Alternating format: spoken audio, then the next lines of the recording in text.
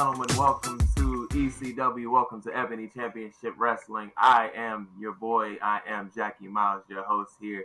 And we are so excited to get this conversation going once again, gentlemen. It is episode number 2. And here we go, man. The conversation does not stop. I am so excited to continue the conversation with my older brother, Coach Monte. Coach Monte, let the people know who you are. What's going on, everybody? It's your boy, Coach Monte.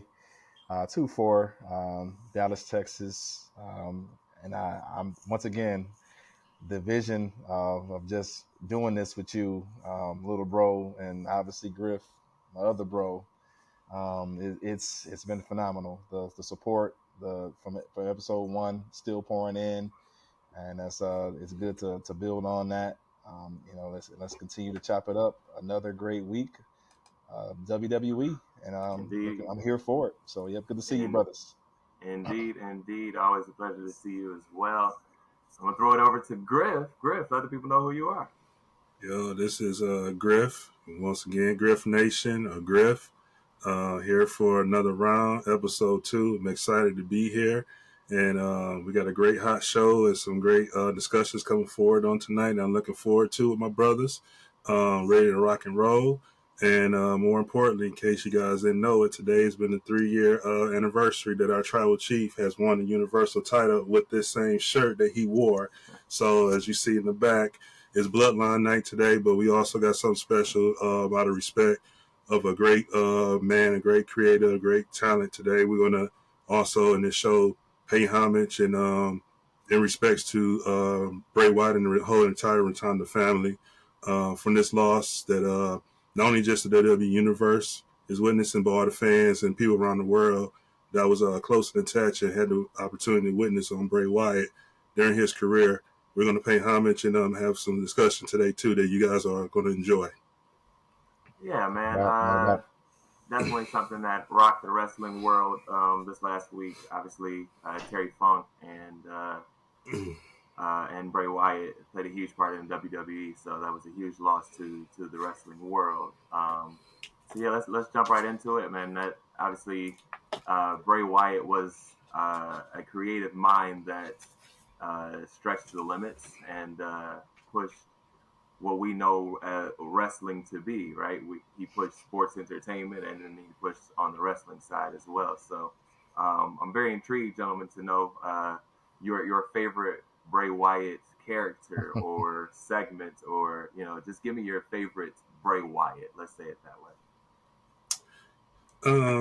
I will take a stab at this one. My favorite Bray Wyatt moment and character was the beginning Bray Wyatt, to when he was first called up to the main roster, how he was thrown in the wolves and thrown in the fire, and right off the bat he really showed that he can really not just hang with the big boys in the locker room, but you could tell he had it. My first experience with Bray Wyatt, I always wanted to have a picture with him. My first experience with Bray Wyatt was WrestleMania 30 at Access. I'm not sure, Brandon, if you flew in just yet or just me. I can't remember. It's been almost a decade now, but that was the Wyatts' first time appearing because they debuted in 2013 and 2014, of course, was WrestleMania 30 in New Orleans. And Bray Wyatt had a big match that weekend against John Cena.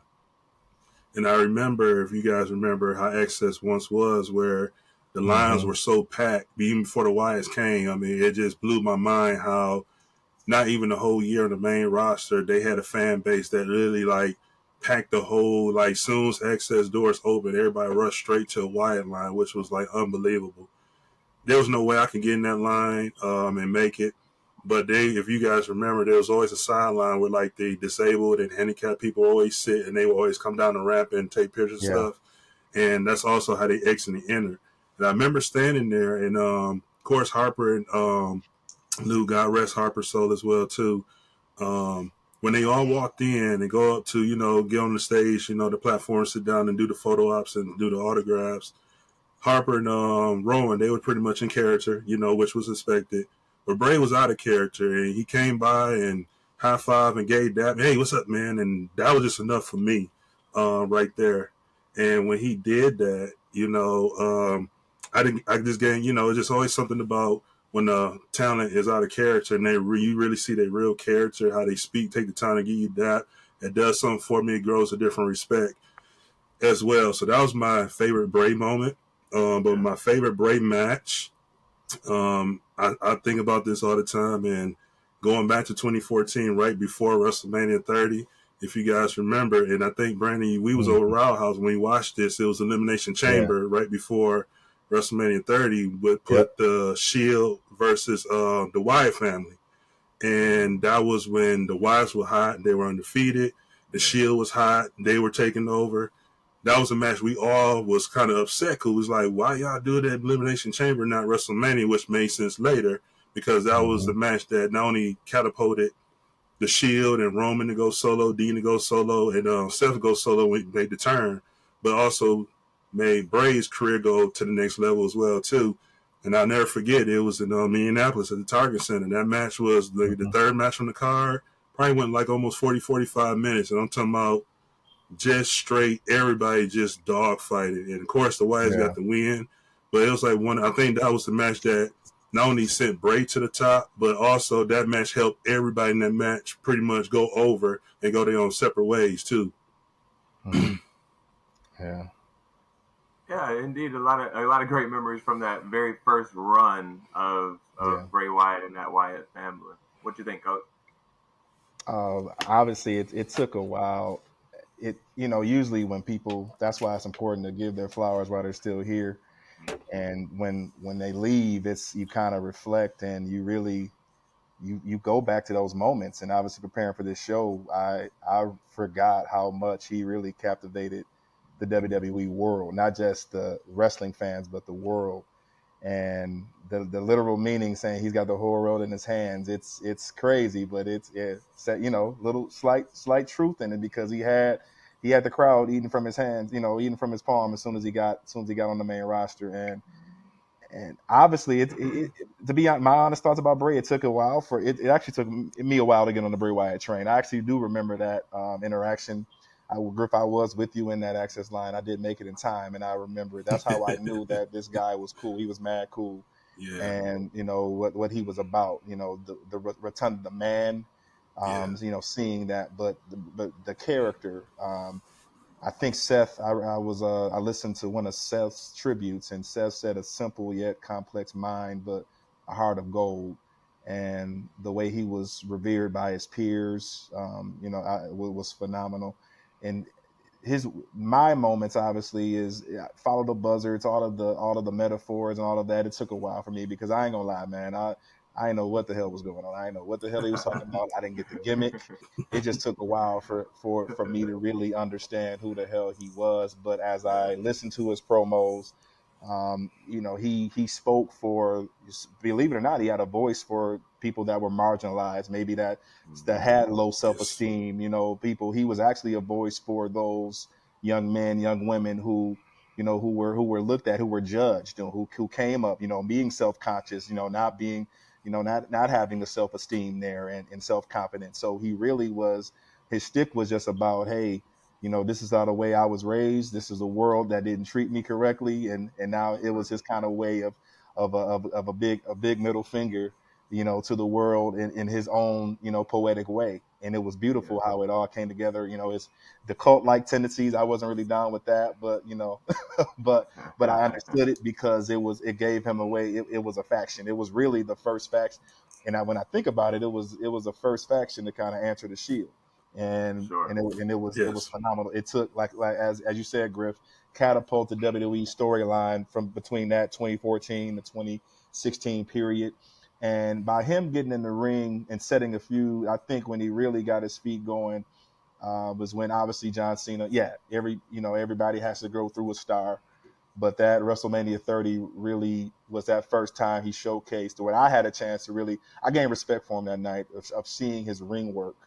I always knew he was good in NXT, but for him to do it on on the grandest stage of them all in New Orleans for the first time with Cena, and the antics, the match itself was very entertaining. It was great action and entertaining because he was being himself. And like I said, that was to me his still obviously the top match to me in my book that getting the rub from Cena and obviously pushing him to the moon with the rocket on the Yeah. back. And then, Yeah. but his promos, man, I believe his promos have more of an effect than his ring work. Yeah. Miss Teacher Lady, I listened to it again tonight and really resonated. A big FU to all the people, to all teachers, and anybody who held you back as a child. That's kind of what I was talking about. Hey, you will be somebody. You will be in, it was kind of, he said, hey, that teacher's probably somewhere, in a nursing home, rotting. I thought that was funny, but it was kind of the slapping, the FU, like, hey, look, mama, I made it. I am Yeah. somebody. You didn't believe in me. You thought you were going to be able to hold me back, but here I am. I'm a WWE wrestler. I'm a WWE superstar, ready to soar to great heights. And I just think that as I kind of, understood where he was coming from, his metaphors. Now, that was, and I agree with Griff. That was the best character. And then obviously the moments where he had at 32 with The Rock, to where The Mm-hmm. Rock actually Ooh, said yes. nationwide, this is the next guy. That rub that night, I think, Mm-hmm. so those two Mania moments always stood out in my mind, Yes. as getting Bray Wyatt over the top. Whenever you get rubs from the greats, Cena, The Rock, that that's saying something. And obviously, the Taker, when the goat says something, then that's another, that's more. I was And wondering if you were gonna get there. oh, of course, of course. When my boy say something to him, so I was that's wondering if you were gonna yeah, get there. yeah. So that's making them, that's boosting them up even more when you get it from the goat. So, but yeah, You know. simple yet complex. But Yeah. the metaphors, the poet, what he was about, and for him to, when you see fans in the stands, Friday on SmackDown with tears, not a dry eye in the building, for the 10 bell salute, that he goes to show you, he Yeah. was, he had it for sure. Yeah. Yeah. You Hey, said Jack. something. You said something about the connection that he had with people who may have been marginalized and things like that. And Mhm. I think that's what we understand about wrestling in the sense that there's Mhm. something for everyone, right? For sure. And I think we understand that, like Brandon, like the Undertaker's your guy. Mhm. He's not my guy. I'm not gonna say that he's terrible or I hate him or anything like that. He's Right. just not my guy, right? Like, and I think that's the Yeah. difference. But wrestling has opened up so many doors for people to connect with whomever, whether that's Bailey and the hug girl and all of that stuff, or even the reverse of the Miz girl with her hatred of him so much, right? Like, um, That epic but I angry face, man. yeah, yeah. Yeah. But I Yeah. love that wrestling has that all encompassing part where everybody can be involved. But you guys are spot on in the things that you're saying about Bray. Mhm. Um, simple but complex. The thing that I loved about it, I was hooked from NXT, Yeah. when he was in Mm. NXT, and I was like, okay, this is weird, this is out there, and I don't understand some of it, but I'm on board. And then when he got up to the main roster, and it was I don't remember if it was a SmackDown or if it was a Raw, but they had like kids surrounding the ring singing Yeah. "He's Got the Whole World in Very His nice. Hands," and the Mm. crowd was doing it too, and I was like, everybody's in, like that's everybody's involved in that moment. There's not a person who's like, oh, I don't, that's not for me in that moment. Like, everybody's involved, and he had the ability to pull everybody in, no matter what was Yeah. happening. And I'm kind of with you, Brandon. Like, there was some stuff that I didn't understand or know where he was headed with. Like, I didn't understand the Firefly Funhouse at first. Yeah. But Brian, shout out to Brian, our the highest paid unpaid intern that we could find. This man is putting in work in the background. We appreciate you. Shout out to the wise man B Dix. Wise man B. Um, Thank you, buddy. but Brian was like all in on the Firefly Funhouse. He was like, every episode, give me more, right? And it took me a couple of watches to be like, what am I actually looking for in this character? And Yeah. just his development of that character, development of that whole storyline of the Sister Abigail stuff and all of that. Um, it took me a minute to catch on to what was actually happening, and then I was Did, hooked again, right? did Brian ever tell you or ever share with you who the hell was Sister Abigail? um, I, Never seen her. I thought we were going to see her, but I never thought we were heading materialized. that direction, right? Like I thought we Yeah. were gonna get some type of the Wyndham Six, right? We were gonna get all of Alexa those knows, different yeah. characters. Yeah, yeah, we were gonna get all of that. I was thinking about this when we were having this discussion yesterday. Um, I was thinking about the last run that he had and the way Hmm. he would come to the ring and he would say, "I'm just coming as me." Like thinking back on like that moment, thinking back on like the Warriors run when he came to the ring, like some like think I don't know if I'm thinking eerie stuff, but like it That was the seemed like he day was just like, before I'm the just Warrior coming out pass. here. That was a day, Right, right. the Raw after Mania of Yep. 20, was that 30? Was that 30, Griff? No, 34. What Mania was that where Warrior came back? You know, I'm not that guy. Word came back during 30 because That was 30, the night of 30. Yes, that was yeah. 30. Yeah, and he was right there in the, yeah, that's another thing. He But it did was not like look the hip. next Yeah. The next day yeah, it he was like, passed, yeah, he yeah, passed yeah. on. But Yes. it's just like the way Bray was coming out and just being like, I'm just gonna be myself in these moments, and you know, that was it was kind of like interesting to see like he's giving himself in this, and now here we are in this moment where we didn't know he was sick and we And didn't know what he was going it through, never you know. seemed like he got to a place of peace. He was never comfortable in his own skin, which is Sure, most of these wrestlers' stories, man. We look at these guys as superheroes, as that, indestructible, but they are human beings and they got problems. did you And see he, the Kurt yeah, Angle thing today? yeah, the documentary's They said dropping Peacock, right? not Yeah. yeah, but I saw it said something about Kurt Angle was unable to like play with his kids and pick up his kids Oh, because of all of the pain that he's going through. So to your point, yeah, yeah, he like was hot.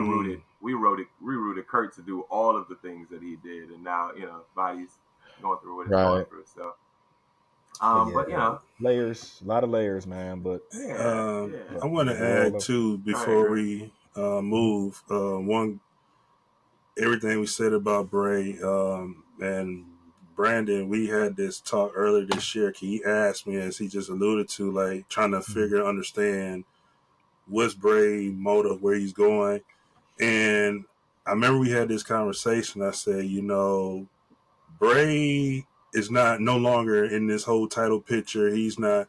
I said Bray's at this point. He's helping putting people over, but he is more in a creative. Um, Yep. just like going back to 2020 when the COVID WrestleMania they had. So when you look at it, it's like, man, like him and Cena had that thing. It was like, what in the world is going on? Like, but when you really meditate on it, he was really the lead to create all those things and put that work in to have that choreography and that match with Cena. So going forward, Yeah. I remember we were discussing And like he shout out has to more of Cena. a creative. Yeah, he has Shout more out of to a Cena for creative. letting them do it too. Yeah, let me cut you off. Yeah, Yeah, absolutely.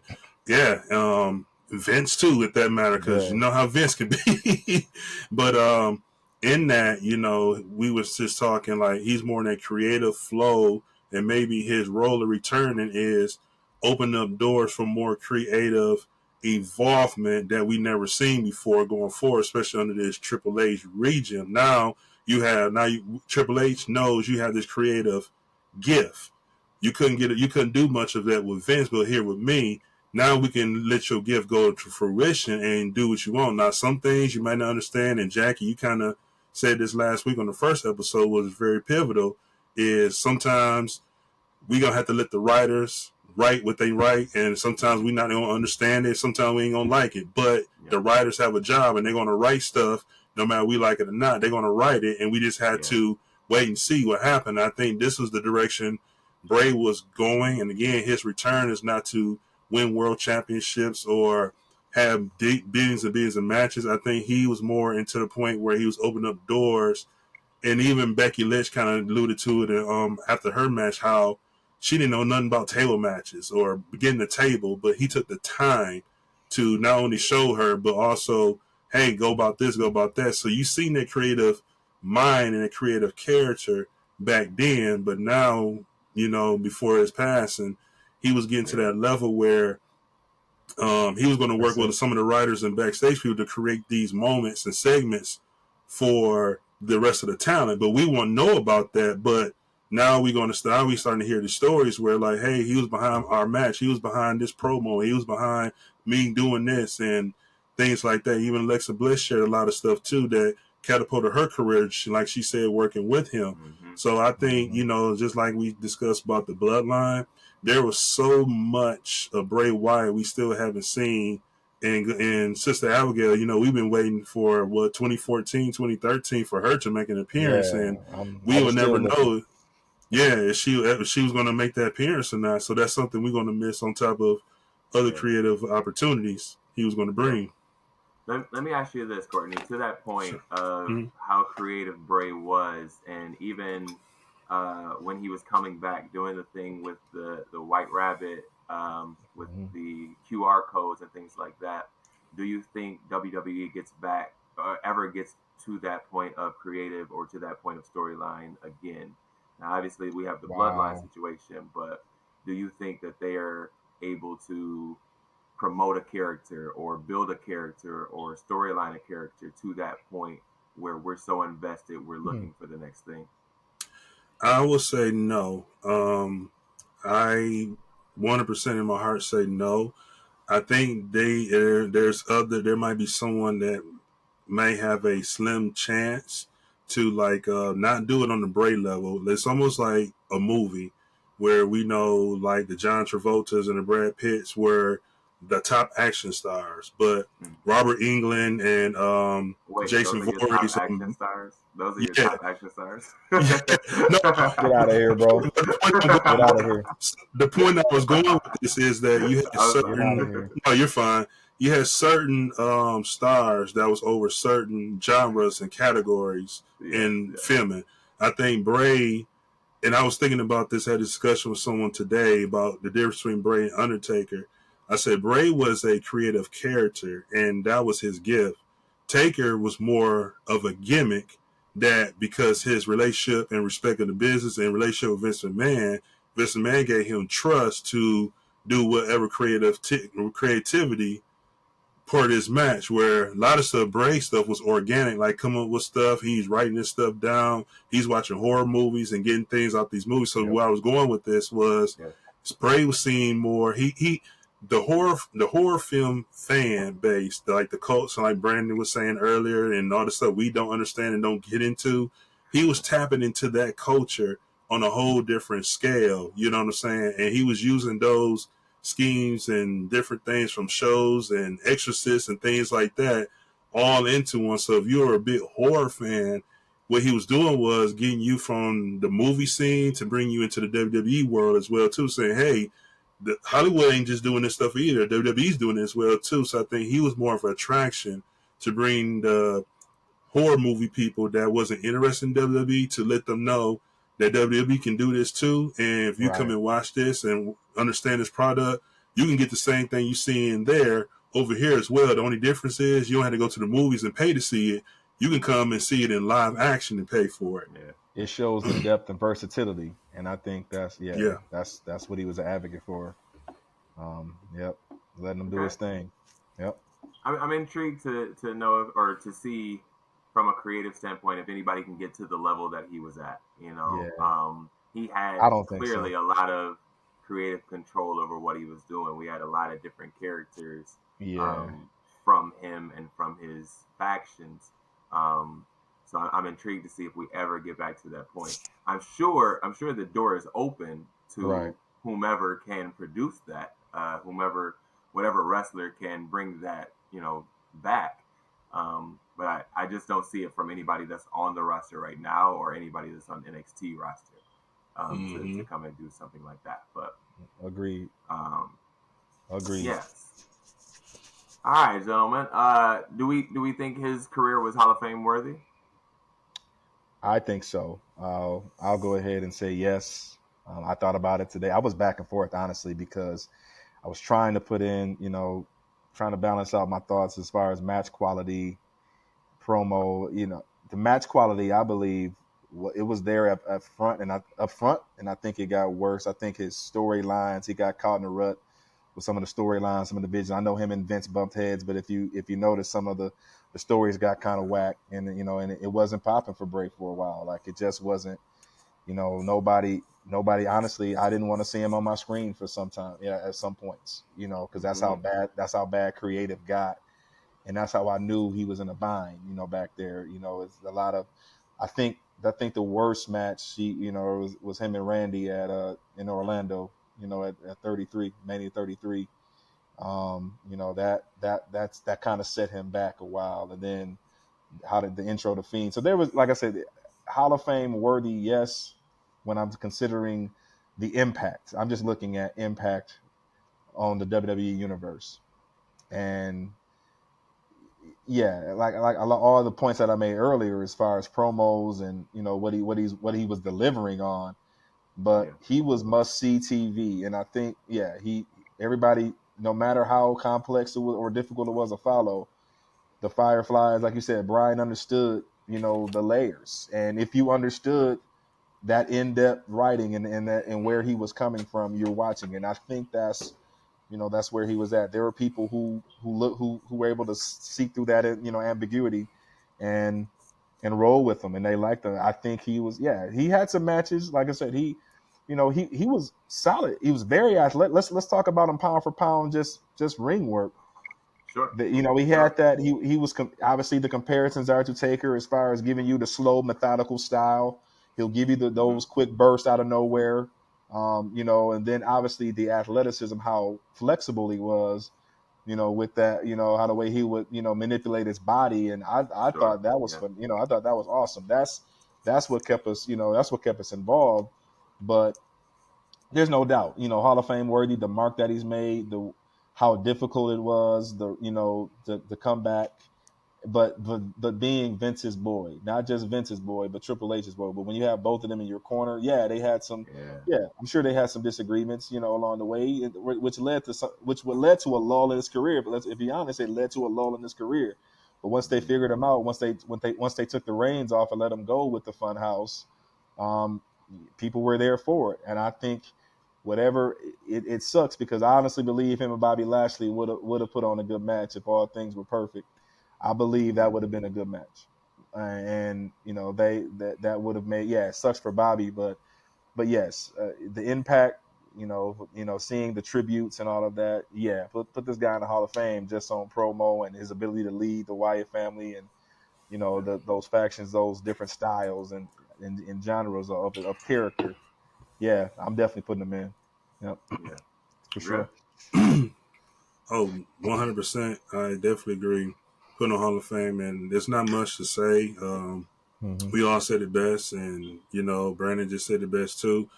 My only thing is that just for the viewers to really understand, because I know like right when he passed and the day after, you've seen a lot of the postings about put him in the Hall of Fame, put him in the Hall of Fame, and Hmm. the only thing I have with that is when people are grieving and going through a time like this, Yeah. we need to focus on the grieving, focus on the time, and more importantly, keep them in prayer, especially the aftermath once they do the homegoing service and things like that. But more importantly, anytime there's a talent that passes away and they're no longer here and they go in the Hall of Fame, is basically up to the family. So the only thing I Right. want to say about that is, yeah, I do agree. He is Hall of Fame worthy. But I just want to speak to everybody that's listening and going to watch this podcast that if he does not go in next year, please don't get upset because it's a family decision and it's up to them to make that decision It takes if time. they want to or It not. takes But it time. takes time and grief, and we also have to be sensitive and understand, even though that is a high and great honor for the family, they might not be ready for all the highlights and be around the fans and be around the backstage. That they're still grieving and bringing that things up too. So to answer the question, yes, he is definitely Hall of Fame worthy. It's not my choice, and I'm not going to say I hope he goes in next year. He will go in. I know he will. But let's just keep in mind and just have a sensitive heart for the family that if he does not go in, it's not Triple H's fault. It's not WWE's fault. It's not Vince McMahon. It's up to the family and their decision when they're ready to make that decision that he deserves. He need to go in the Hall of Fame. Yeah, I agree. I don't think this is a rush thing. I think when we discuss this, I think it's over a period of time that makes sense, right? Obviously, Correct. um, Yep. obviously we want all of our favorites in the Hall of Fame like immediately, right? But I think that's a time thing, and they get in when they get in, like Correct. But I agree with you guys. I think there was a moment there where he had a ton of momentum coming out of Mhm. NXT. The Wyatt family kind of took off. The Shield kind of took off on the other side. Um, I don't know if there was like a breakup somewhere with the Wyatt family, but he ended up by himself, and he was going after the WWE title. And I believe that everybody was behind him, and Yeah. WWE is synonymous with doing this, but they get you to that point where that person is going to win, and then they just fall right off. And I think that happened to him so many times throughout his career. I agree. I think he's Hall of Fame worthy, but I just think that they did that to him so many times, more times than they should have, to keep me interested in him having a W or a title reign. You know what I'm saying? I just wanted him to win it, have a long reign, a long-ish reign for the time, I guess. But they just kept teasing it, and then we got Mhm. nothing from it. Another great example of that is Elias, right? Oh. Mm. Elias could turn an arena out. Oh. Could Mhm. You know what I'm Oh. saying? Could turn an arena out. And Elias is not bad in the ring. I'm No. not No. saying he's a top guy, but he had all that momentum when we were in New Orleans. All that. Brian, In the Brian said he chat. had his mixtape. Or is it um, Ezekiel? Ezekiel mixtape, right? Whatever. yeah, but like all that momentum when we were down there in New Mhm. Orleans, and then we got nothing from it. But Yeah. I just think that happened so many times to Bray Wyatt, and I feel like we could have got so much more from it. But it is what it Yep. is, man. Yep. But Yep. indeed, a great career, and like you said, Courtney, excuse me, Griff. Mhm. Prayers to the family, and obviously, in their time, whatever decisions they need to make, they will indeed make. And Jackie, before we move, I just want to make this quick because you said something beginning about trying to find out like how they break going separate and things.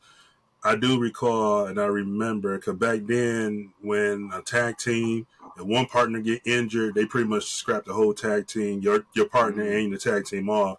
I think what ended up happening is Harper or Rowan, one of them got hurt. So when one of them got hurt, that went away and that left Bray alone. So I do recall there were times when Bray was alone, and I think it was a few with Daniel Bryan, and they were going one on one, Mhm. and all of a sudden yes, one of them came back out of nowhere, and then that one stayed with Bray Footman, and the other one came back out of nowhere when they was ready.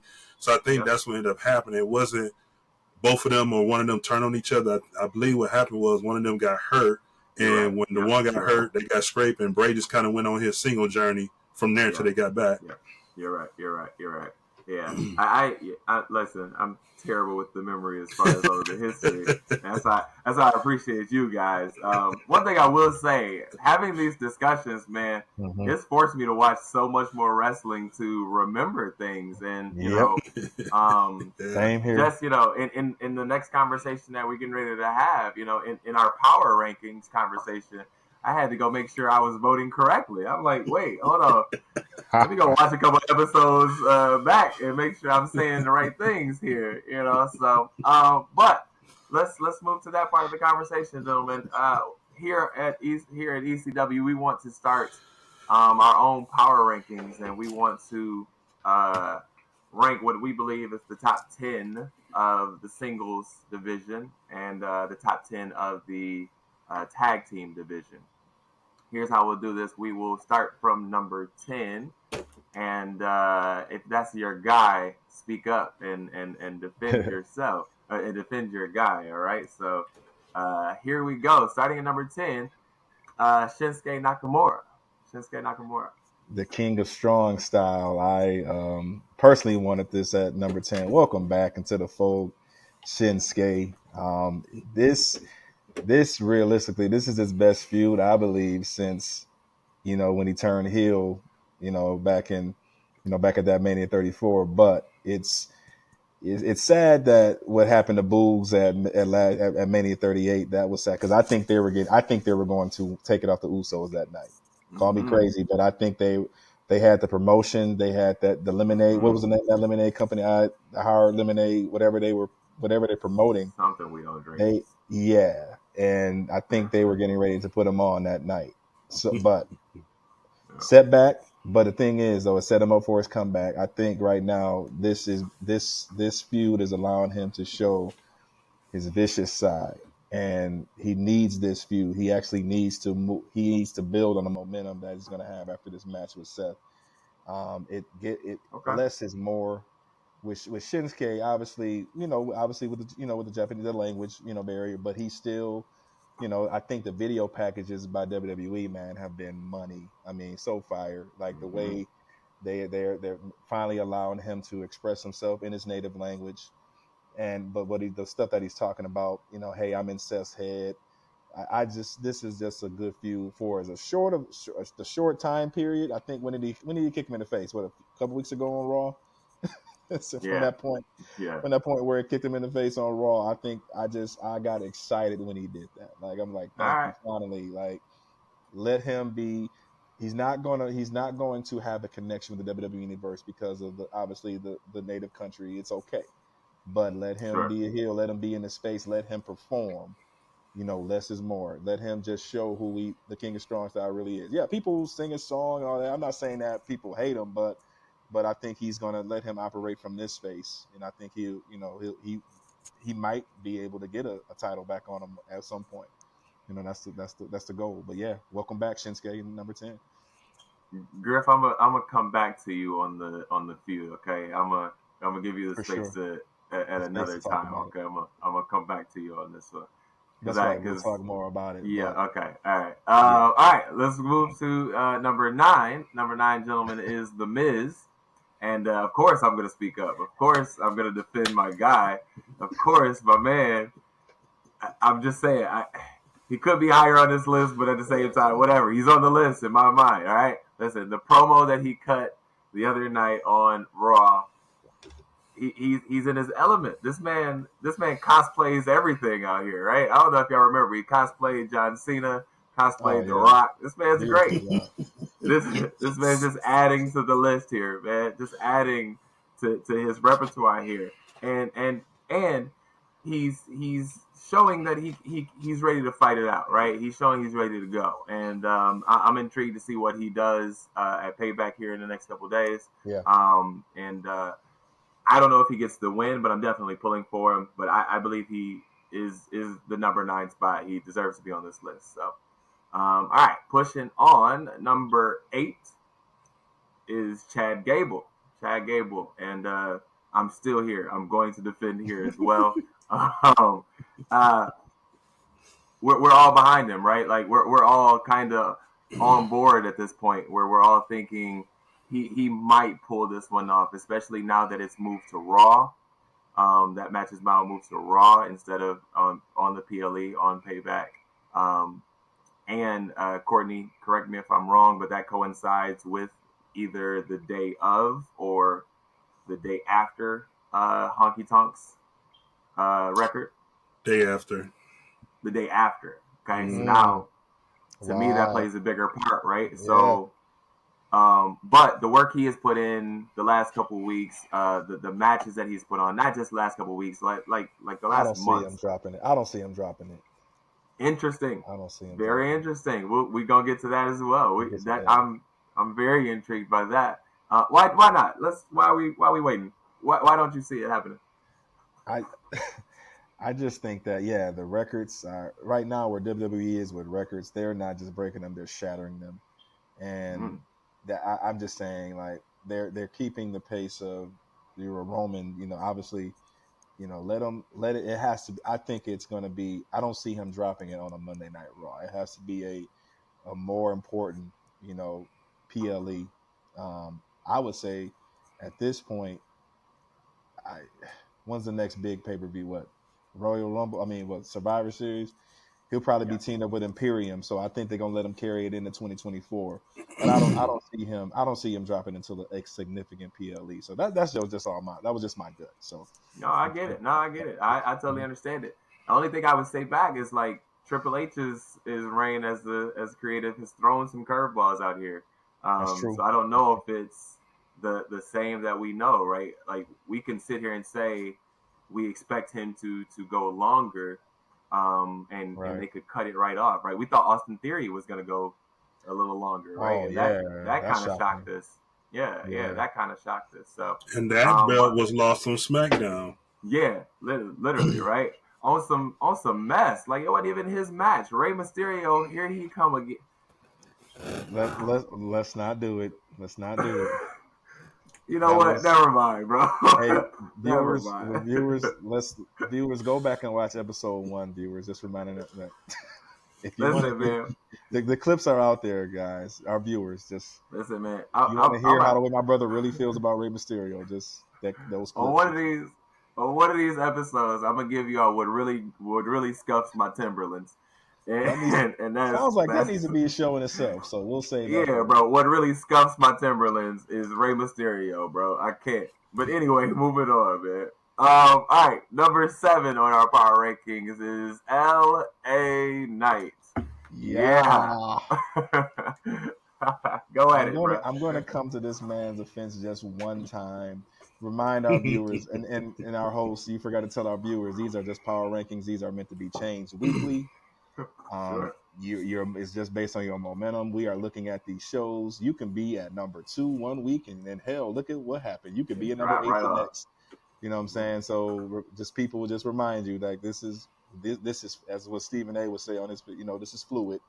So and it's ours. It's Who ours. Cares? Exactly. We're gonna say what we want to say. Let's go. LA Knight. I'm joking.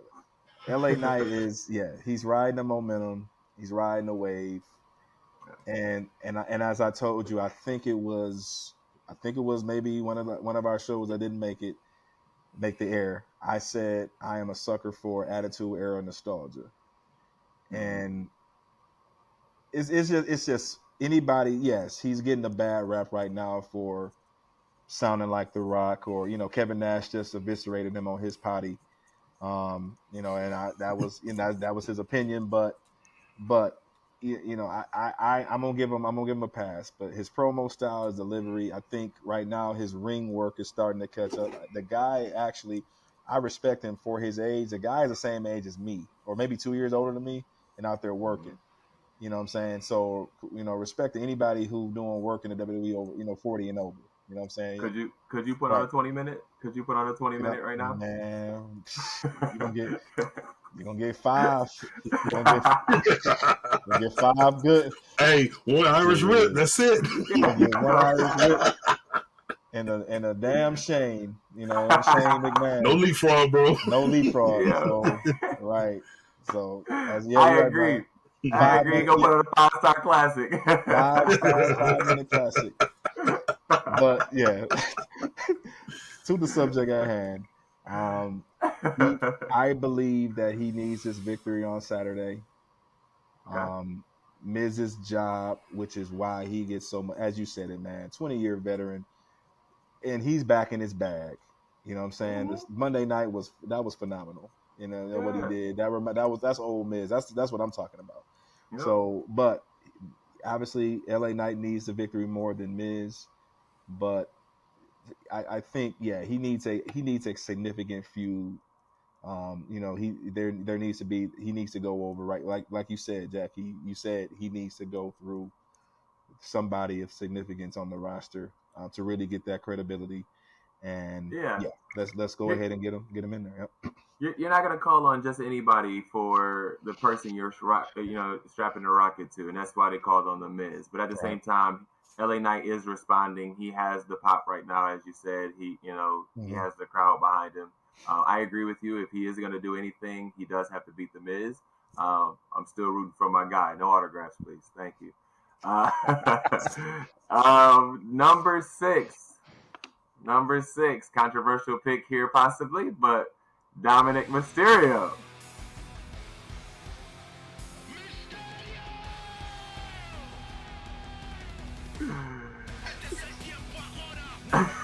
Griff, give it to us. By the way, I was happy when that theme hit because I was like, "Yo, he's going back to Cali with that one." Theme song fits him good well. This run, but here's something I want to bring up too, just to kind of remind the beginning of Dominant. Let's remember 2019 Survivor Series. He was in the storyline with Ray and Brock for the championship match, and when Brock Lesnar can come on a limb and say, "Yo, this kid is going to be something special, something great in 2019," and we're here in 2023. That says a whole lot coming from Brock Lesnar, who at the time, who's really not a person that's going to speak up and say much about anybody unless it's someone he's close with, like Vince, Triple H, John Cena, or Taker. So Brock already gave Dominic his flowers already, and he was 19, 20 years old at that time. Then going fast forward to 2020, his first debut match, Seth Rollins, SummerSlam, right? Mm-hmm. So it made me think, like, man, out of everybody else, you had like the Bray Wyatts came in on the fire real quick. You had the Randy Ortons and Batistas back then come in real quick. And you have Dominic. What I like about this guy here, and I know Jackie's going to expound on this too, what I like about this guy here is he's far-fetched from his father. And one of my guys here, when we first did the Instagram thing and we did the clip, and Jackie was talking about how, like, when he got long darty, Ray been the face for 30 years. That man. One of my guys from Cali, he saw the clip and he made an interesting point. He said, Ray was the guy Ray was the dude for the face, but the son is for the heel. And I was like, wow, that's very interesting. He said, yeah, Ray wasn't cut to be the heel. Dominic was cut to be the heel. And I was like, wow, that makes a lot of sense. So that's a good point. So going forward with that, Dom is doing very great. When we talked before, he really hasn't went in full gear just of yet because, like, there's so much going on with this Judgment Day storyline. He just pretty much taking the seat back and chilling. He is chilling. But the bigger picture is he's helping those others in NXT catapult as he is the North American champion. Now let's go back in time too and kind of look at this point. Randy Orton came in real young. His first year, he won the Intercontinental title. Dominic's pretty much almost on that same page with the North American title. Not saying that they're the same or they were different, they're the same, but here are generation superstars that's following their father's footsteps, and they're taking laid back leads. Because Randy was kind of in the same situation with Evolution. Until Evolution started breaking up, that's when we saw Randy Orton really going full throttle. And I think that's the same thing with Don. Don not only is helping the younger ones at NXT, but he's also getting help from the Finn Balor's, the Damian Priest, the Rhea Ripley's, and the other veterans behind the scenes. One thing I really respect about Don than a lot of people today is how he's very open. And I heard Seth Rollins give him a lot of respect, and I heard Roman Reigns even give him respect by saying that he's like one of the biggest sponges that I've ever seen. Like he's one of the biggest sponges. He's soaking up information from everybody. He's not talking back. He's open to learn. Even Seth was talking about on a podcast, I think he did with Logan Paul recently, how Seth told him that, hey, why don't you try it this way and that way? He said Dominic went back and worked on it, and the next thing you know, he came out in the match and started doing it just like that. So he was like, Dom is something special, man. He's like one of the greatest heels, and the fact that it takes a lot. But then one more point too, and I'm gonna get off of this and let Jackie go. We have to also look at the fact too that I'm going back to WrestleMania, and I'm speaking just being in that arena. Mm-hmm. That was one of the best entrances. And when that happened, I just like, this kid is it, man. Like, coming in the ambulance. I mean, coming out like he was an ex-convict for real in that character. But here's one thing that I want to put in perspective. We all are family-oriented people. We were raised by some of the best parents, the best era, best generation. Kudos to Larry and Carolyn Griffin and Karen Billy Cork right now for getting us to where we are today as parents and like that. But I also sit back and think how difficult, even though it's in character and it's their job, how difficult was that to not only disrespect your father on live TV, but also disrespect your mother, your sister, and And the throw a drink sister. in her face. And the You know what sister. I'm saying? And although that's in character and that was like, part of the whole scheme, but sometimes that might be hard as well too. And then the simple fact, because you're in that character mode, I can't spend time with my dad on the road. I can't spend time with my dad on social media and post pictures because we're in this storyline where we hate each other and beef each other. You know what I'm saying? We can't be seen in public and going Christmas stuff or thing like that. So as we're talking about having these conversations on this, sometimes, I just want to give a different perspective. Like if we were in their shoes and their mindset, how I mean, just look at how great they are doing being uncomfortable in these storylines, but yet they're still finding ways to take it to the whole blast it off like a rocket for us to be entertained and enjoy that as Yeah. well too. Yeah. No Yeah. doubt. No No, doubt. I agree with that. I think the ex-con Don thing, man. That's when I was like, here we go. Hmm. I'm all in. I remember texting Brian right then. I said, "Oh, this is it.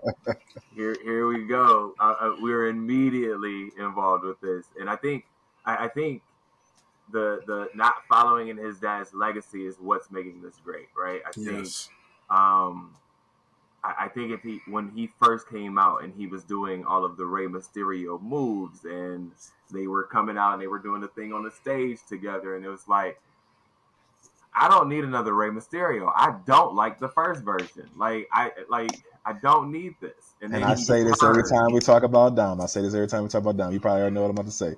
Hit the weights. Hit the weights. Yeah, yeah. He just got But he got to even get in the like, ring. but what we're not saying is we're talking mainly about like the character or about the heel turn and turning against his father. What we're not saying is that he's this high up on the list because he's putting on some good matches. Matches, You Oh yes. know, yeah, I agree, said it agree. last week. That's The real. man's putting on some good matches. Y'all said he's elevating those NXT guys, and he is. No matter when he steps into the ring, he's putting on some good matches. So I definitely think he deserves to be in this spot. So For sure. leaving him at number 6. Number 5, we're at Cody Rhodes, the American Nightmare. This is my guy. I'm a fan of American Nightmare. I like the pace that they're handling. They're kind of handling him with care, but as far as we already know where the role is going to end up, and we already know where it's gonna, where they're going. But I like that they're diverting him. They're not even putting him in the same room. They're letting him do his own deal, letting him breathe. But Raw is, I told y'all this in production meeting. There's always a camera in front of his face. He gonna get that backstage interview. He gonna always find a way to get. So he's actually realistically turning into what John Cena was back on Monday Night Raw back in the day. You Mm. know, finding that promo time.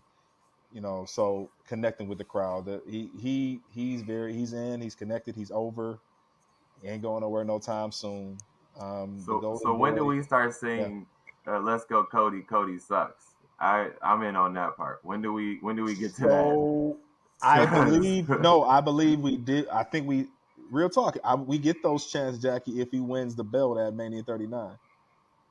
Yeah, I wasn't here for that. I wasn't here for him winning. So that But definitely to would have. your point, Yeah, if he comes out of that winning, I was happy. I was at peace with the decision sure. of him not going over that night because what you just said, it would have told once again. It would have said once again, WWE is shoving somebody down our throats too soon. The Mm, mistake they sure. made with Big Dog Reigns, of course. But But I don't think it yeah, was too soon. I don't think it's too soon in a sense because Cody was set up right. yeah, Everything about that storyline said was yes. natural. Yeah, Yeah, it except was more natural. except the bloodline. You couldn't slow that train down like that. Like he, if Hmm. Cody does this a year ago, and maybe not a year ago, but if Cody does Yeah, this before Roman does any of the bloodline stuff, it's Mania ends in Cody's celebration, right? But yeah, that yeah. storyline took over WWE 100%, and it Right. and all the momentum Cody had from just literally just living his life. Yep. He had all that momentum from just doing what he did through life, and that got him to WrestleMania. And that just goes to show you like where the bloodline is in storyline sense. Yeah, he's doing the undisputed, where if you want to call them tag champs, we'll get to them later in this show, but he's doing them a solid right now because where would they be without Cody? So Cody is really, he's main event Monday night. He stepped up big when KO got hurt, but yeah, Cody's holding it together for them two brothers, but they got to figure it out. But we'll get to them in a second. Like I said, we'll get to them later on. But yeah, that's my 5, Cody. Yeah, for sure. All right, number 5 is Cody. Number 4, Rhea Ripley. Rhea Bloody Ripley. I Rhea in this one. Of course, Women's World Champ, most dominant. Looking on the other side of Rhea, Michael Cole gives her name the Eradicator. And I looked that term up today, and Eradicator is basically a person who takes, who transfers and absorbs all types of energy and brings it and sends it to others.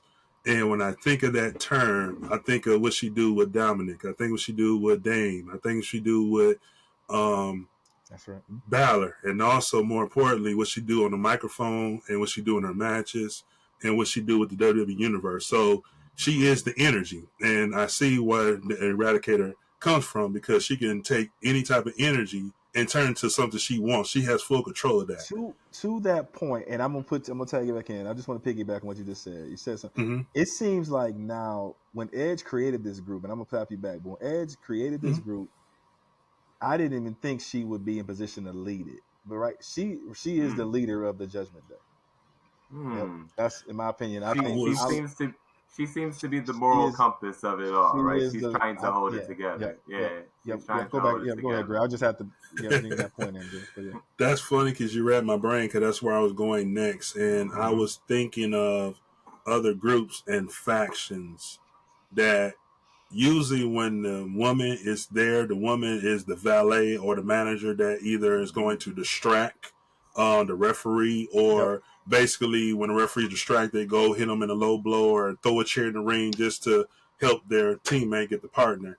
But I tried to go back in time and think what other group had the woman almost lead the men, on the mic, have full control, like they listening to her, when she coming through, like she is like that boss deal, so it's damn so sure much. Wasn't going on in NWO.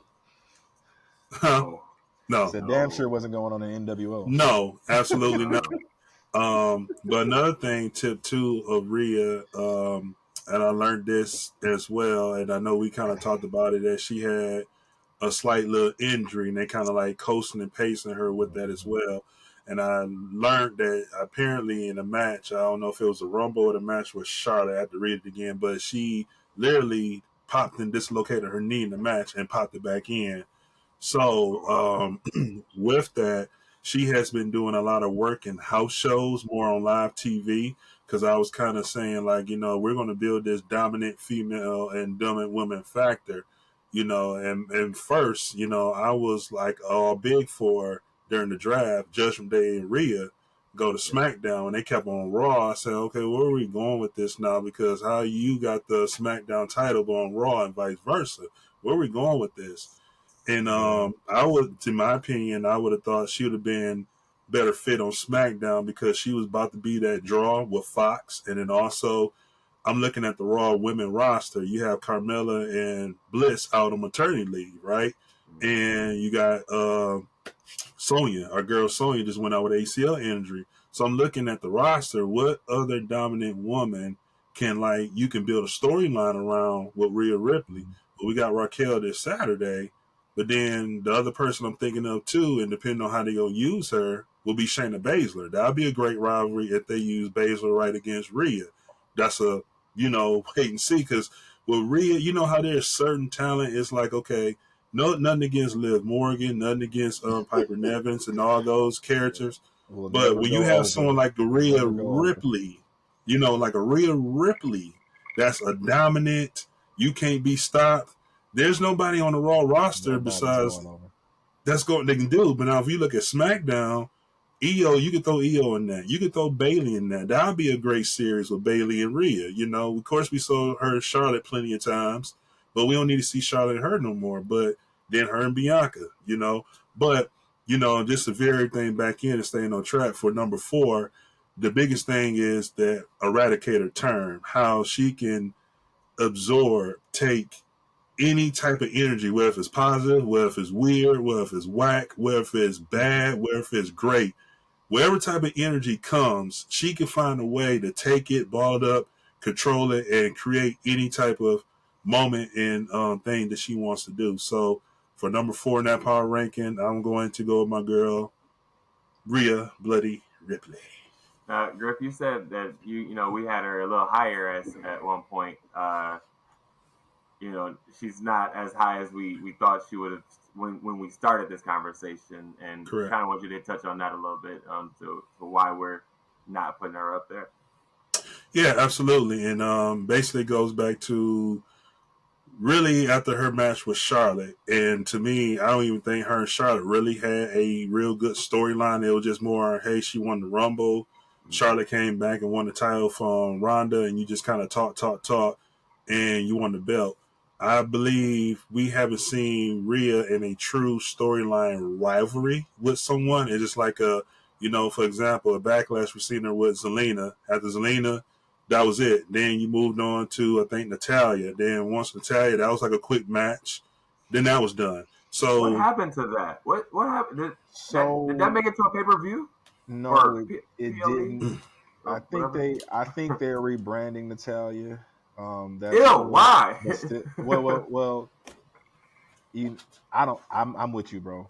I was just answering your question, but yeah, I have No, I no get you. I'm freaking. sorry. I have no freaking clue what they doing. But I guess they wrote her off TV for a while to go find herself. To come back as a new. I love Natty. Like Natty's actually not bad. They just gotta. She's just been in the wrong. I mean, shout outs. I mean, the Hart family.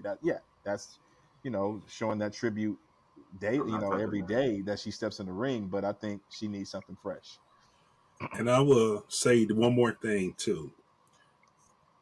There was a house show we had here in Saginaw, I think around near Christmas time back in December. And this is another reason why this would have been great for Judgment Day to move SmackDown, because the opening match, and I remember Monte wanted me to send him some highlights. We know what the highlights is. We ain't got to disclose that on the cast. But the opening match was the OC versus Judgment Day. And it was a 6-man intergender. It was Dominic Priest and Rhea against the OC and Mia Yim. And when I tell you that Mia Yim and Rhea threw down a great match when they were in the ring together, it's like they kind of knew each other. I'm just throwing it out there. They had great chemistry, and that might have been a great future thing. I think she's another low-key person that deserve a title run down the line as well too. But not to get way off thing, but I just wanted to bring that up because there are certain people that I see Rhea is really great with, and I think they're taking their time, especially with this injury thing that she's dealing with too. They're not rushing and putting everybody in there unless they're trustworthy to take care of her and not re-injure her, because something happened again, then now all the money and things you invested in advertising in her, you kind of like got to take the belt away from her now and then do a tournament for somebody else to win it. So Sure. I just think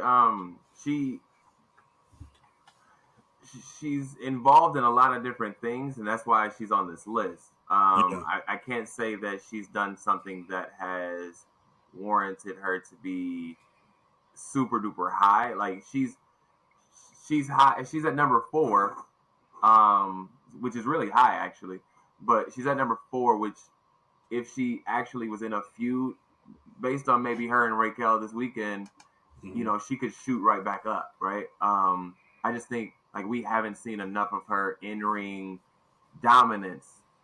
We've correct. seen her dominance in other situations. We just haven't seen it in ring yet. So, Correct. So yeah, I'm interested to see where she goes from there based off of this weekend. Number 3 is Gunta. Gunta, Gunta. the ring general. One of the most conditioned endurance athletes that can pretty much do it all. Very aggressive, very physical, very detailed, very poised, very patient. Doesn't look rushed. Looks very comfortable. Looks very great in the Right. ring. Not afraid of the moment. Not afraid of the crowd. Never showing any sign of nervousness. He's very locked in. He's very crafty. Great storyline that he's going through with Chad Gable at the moment as well. But he has been hardworking. He's been dominant. Majority of his matches has been won fair and square without any outside interference or ring help. He's one of the top heels, which is going to a favor right now because he's gaining a lot of respect from a lot of fan bases in the WWE universe. And to continue, but the main thing is why I have him here is because he's carrying the Intercontinental belt with the highest level of respect to all the other Intercontinental Championship holders before him, wearing it around his waist, not throwing around the ring, not slamming it in people's face. Like he's taking care of that belt, like homage to the guys like the Razor Ramones, the Honky Tonk Mans, the Pat Pattersons. And you're starting to see a lot of his ring work exemplify, from those great legends before him as well too. But Gunther definitely deserves that spot. He's not someone that's needy. He's begging. He's not on social media bragging and showing off and stuff. He is basically that class deal. He's a good leader. He's a good example. Definitely a real model. I know we use role model a lot, but I use the word real model because the real model just exemplifies a true example. Not only what he brings inside the ring in WWE, but also outside that character as well. So having that level of respect is paying off because they're trusting him even more, and he's trusting himself and his abilities of being better each and every time he's on television or having a match in front of us.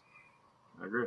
I agree. Yeah, I mean, just the stuff that they're doing with the Alpha Academy and Maxine, and just the back and forth that they're having right now. I love the fact that he doesn't stand in the ring until he's wrestling. You know what I mean? Until like he's putting on a match. He does his promos from on top of the announcer's desk, right? He Yeah. ain't What's stepping the into the ring what's until the it's time to put in some work. I don't know if that's his actual reason, but that's what I'm giving I, him. I always I'm wonder down what for the what the significance was of that. I always it. do. I don't know what it is, but I'm here for it. Don't We step here into the for ring it. until it's time to put in that work. Let's go. All right, number 2. The I don't know. Is it the world heavyweight champion? I want to make sure I'm saying it the It correct way. is, Is it the yes. It's the world heavyweight. world heavy? It's not the WWE world heavyweight. It's No just the way. world It's a heavyweight world champion. heavyweight Okay. championship. All right. Seth The beauty, Rollins, the the the beauty world about heavyweight champion. I was telling Griff this last week, seeing an interview. Seth is finally finding this groove, and hopefully he can stay there. Keep this momentum once again. Hopefully he can hold this title for a while. But the beauty about this feud is that it's no matter every Seth is a pro's pro, and rather if he steps into the ring with somebody, he's gonna make it a good feud. He's gonna make it must see TV at some point. He's going to elevate whoever he's gonna. I always say this: wrestle with a broomstick. He'll elevate that damn broomstick. To make y'all tune in to watch this damn pay per view. PLE. And but the beauty of it is that now it's allowed Shinsuke, as I said earlier, at 10 to find his footing. Yeah. Hopefully he can. Yeah, he needed this rub, and so to get him back on track. But I hope they put on a 5-star. I think that their styles, very complement each other. I think they were going to see hopefully a 5-star banger, but to elevate Shinsuke, back into this deal to make it, oh, you're back, and that the personal. I love the personal stories when it gets personal, like the families and all. Yeah, I'm there for that. That is Sure. popcorn. Like get my popcorn ready. Whenever you come in that family, yeah, let's do it. But yeah, this feud, yeah, I'm here for it. Like as I said earlier, when he kicked him in the face, like let's go ahead and do it. You know what I'm saying? Shinsuke needs something of relevance to get to this point. So hopefully Saturday in this power ranking we can raise Shinsuke up a little more and go from there. But yeah, I'm ready. I'm ready for it. I would say real quick too, Shinsuke should be careful because we know how personal Seth can go too. If we remember a year ago with Riddle, that literally Riddle on fire. That was literally like a year ago to like today or yesterday or something like that, right? Like that to me, I thought it was like I didn't know what to think, right? They came back from commercial, they showed that line, and it was like, oh, we're like saying the things now. Okay, we can say these things on TV. Okay, great. So I'm here for it. But yeah, Seth is on a run right now, man. I think the thing I'm concerned about with Seth is that he's never going to main event the show, right? I think he unless he takes the title from Roman at the show, like I don't know. As the world heavyweight title holder and not the undisputed, like is he going to main event at any point? No, but I think he just has to take the title off of Roman at some point. And Griff, did you want to say anything about Seth? Yeah, definitely everything was agreeable. Seth may get his, well, that's because Roman Bloodline is not going to be on the card this week, so he may get that last slot this weekend. But the thing I'm talking WrestleMania. You know what I mean? Yeah, most definitely. Yeah. One thing I will say was Seth. I had a chance to finally meet him a couple weeks ago during the SummerSlam. Very stand-up, great guy. And but I'm very admired by his ring work, how he takes his ring work seriously. He's very passionate about holding that belt, defending that belt, making his opponents even better too. Seth can go, well conditioned. I mean, that's another one that can do an hour match and barely can break a sweat. I mean, that's just how great he is. But this with him and Shinsuke, this is going to be great. This is a long time coming. I think Shinsuke is going to help elevate him even higher, just as well, vice versa, that he's going to help elevate Shinsuke. I just really hope, like, wherever it happens or the outcome of this match, it doesn't be to the point where Shinsuke gets buried and he just goes down the list and we don't see him or he goes back to that mid-carder. I'm looking forward to a storyline to be continued or a next one going. I think this is a great storyline rival in the next chapter with Seth until, if it is meant for him and Roman to champion versus Survivor Series, you want to keep the momentum. Seth and Shinsuke both got momentum, and the way to keep that momentum for both of them to go is not only just have a great match, but also continue this story till you get a good ending. Let's not just end it we'll both have momentum and say, okay, Seth won or won by count, are we going here? Keep the momentum going and build a nice little story, a chapter out of this and see where it can go. I agree. I don't want this to be a one-off. I want this to have a trilogy type vibe to it. I don't. Even if it's just back and forth on Raw or whatever, I want this to have some longevity to it. Yeah, that's the point I forgot to mention. Yeah, this definitely should be a rematch. Yeah. This shouldn't just be a one-time thing. Like let's get something out of it, especially because now Shinsuke is coming from a different angle, right?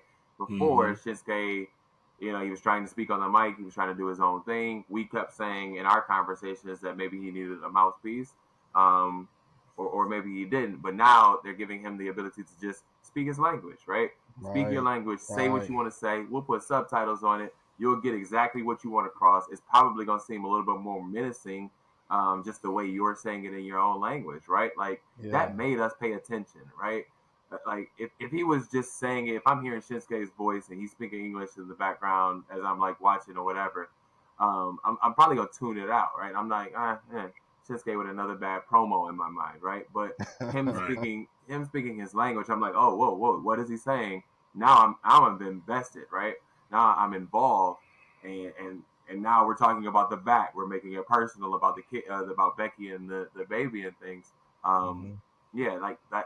That is building up something that cannot just end off a one-off. So, yes, exactly. It cannot just be a one-off. All right, gentlemen, number one, and I'm sure all of the T-shirts and signs in the background and all of the all of the different things are telling us who's number one in this power ranking. Indeed, it is Roman Reigns, and I don't know, gentlemen. The Bloodline story again. We haven't seen anything since we last talked, but I'm intrigued to know your thoughts, gentlemen, on the impact that the bloodline has on the rest of the roster. Mm. I'm not asking from a Mm. time standpoint because we all understand like they go over on their time, they do 30-minute whatevers, they take up all the time and things like that.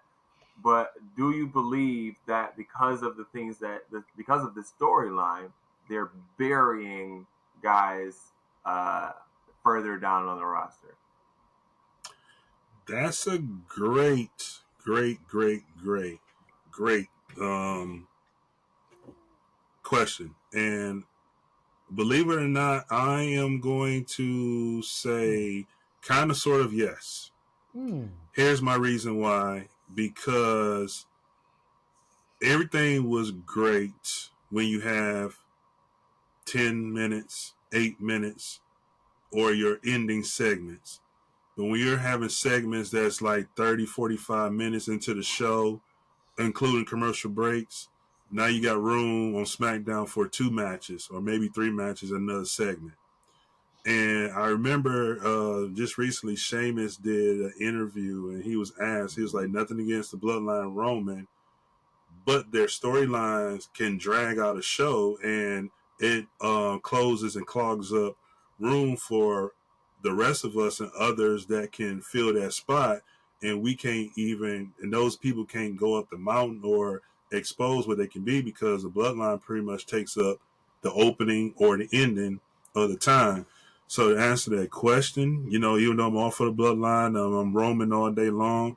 That is, I kind of believe that, and I don't think it's intentional that they're doing it. I just think because of they're so hot, and the writers and the creators and producers have so much going into this and how they want to tell it.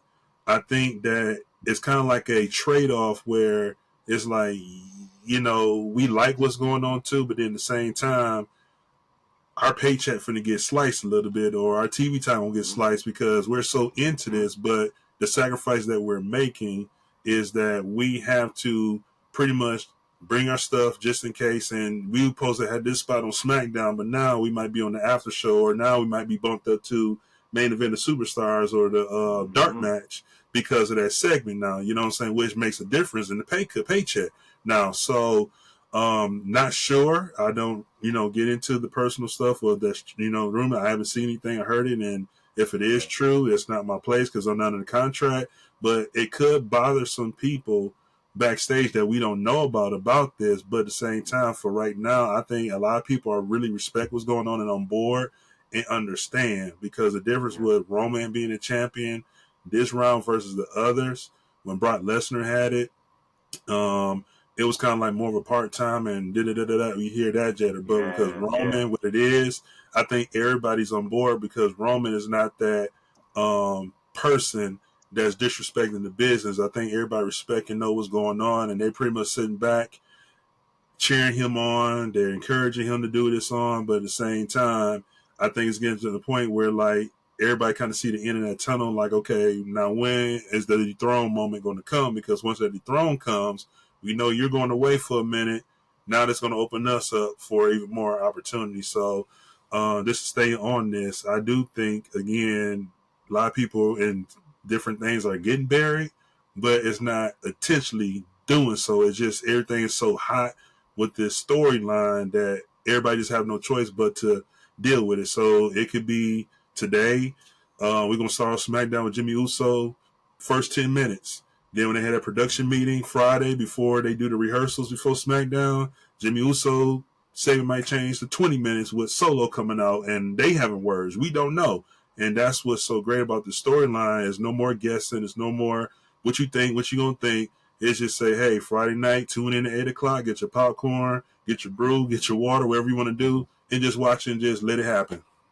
Yeah. No. The reason I ask is not because maybe there's rumblings or anything like that, but simply just because there's so much put into the bloodline, right? Hmm. Mm-hmm.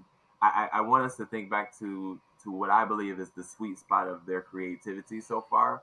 Um, there was a time when Dexter Loomis was jumping the rail, and they were making it Mm. seem like he was like a chaotic fan that was jumping the rail and coming across, and that's when all of these returns were starting and things were starting to like pick up steam.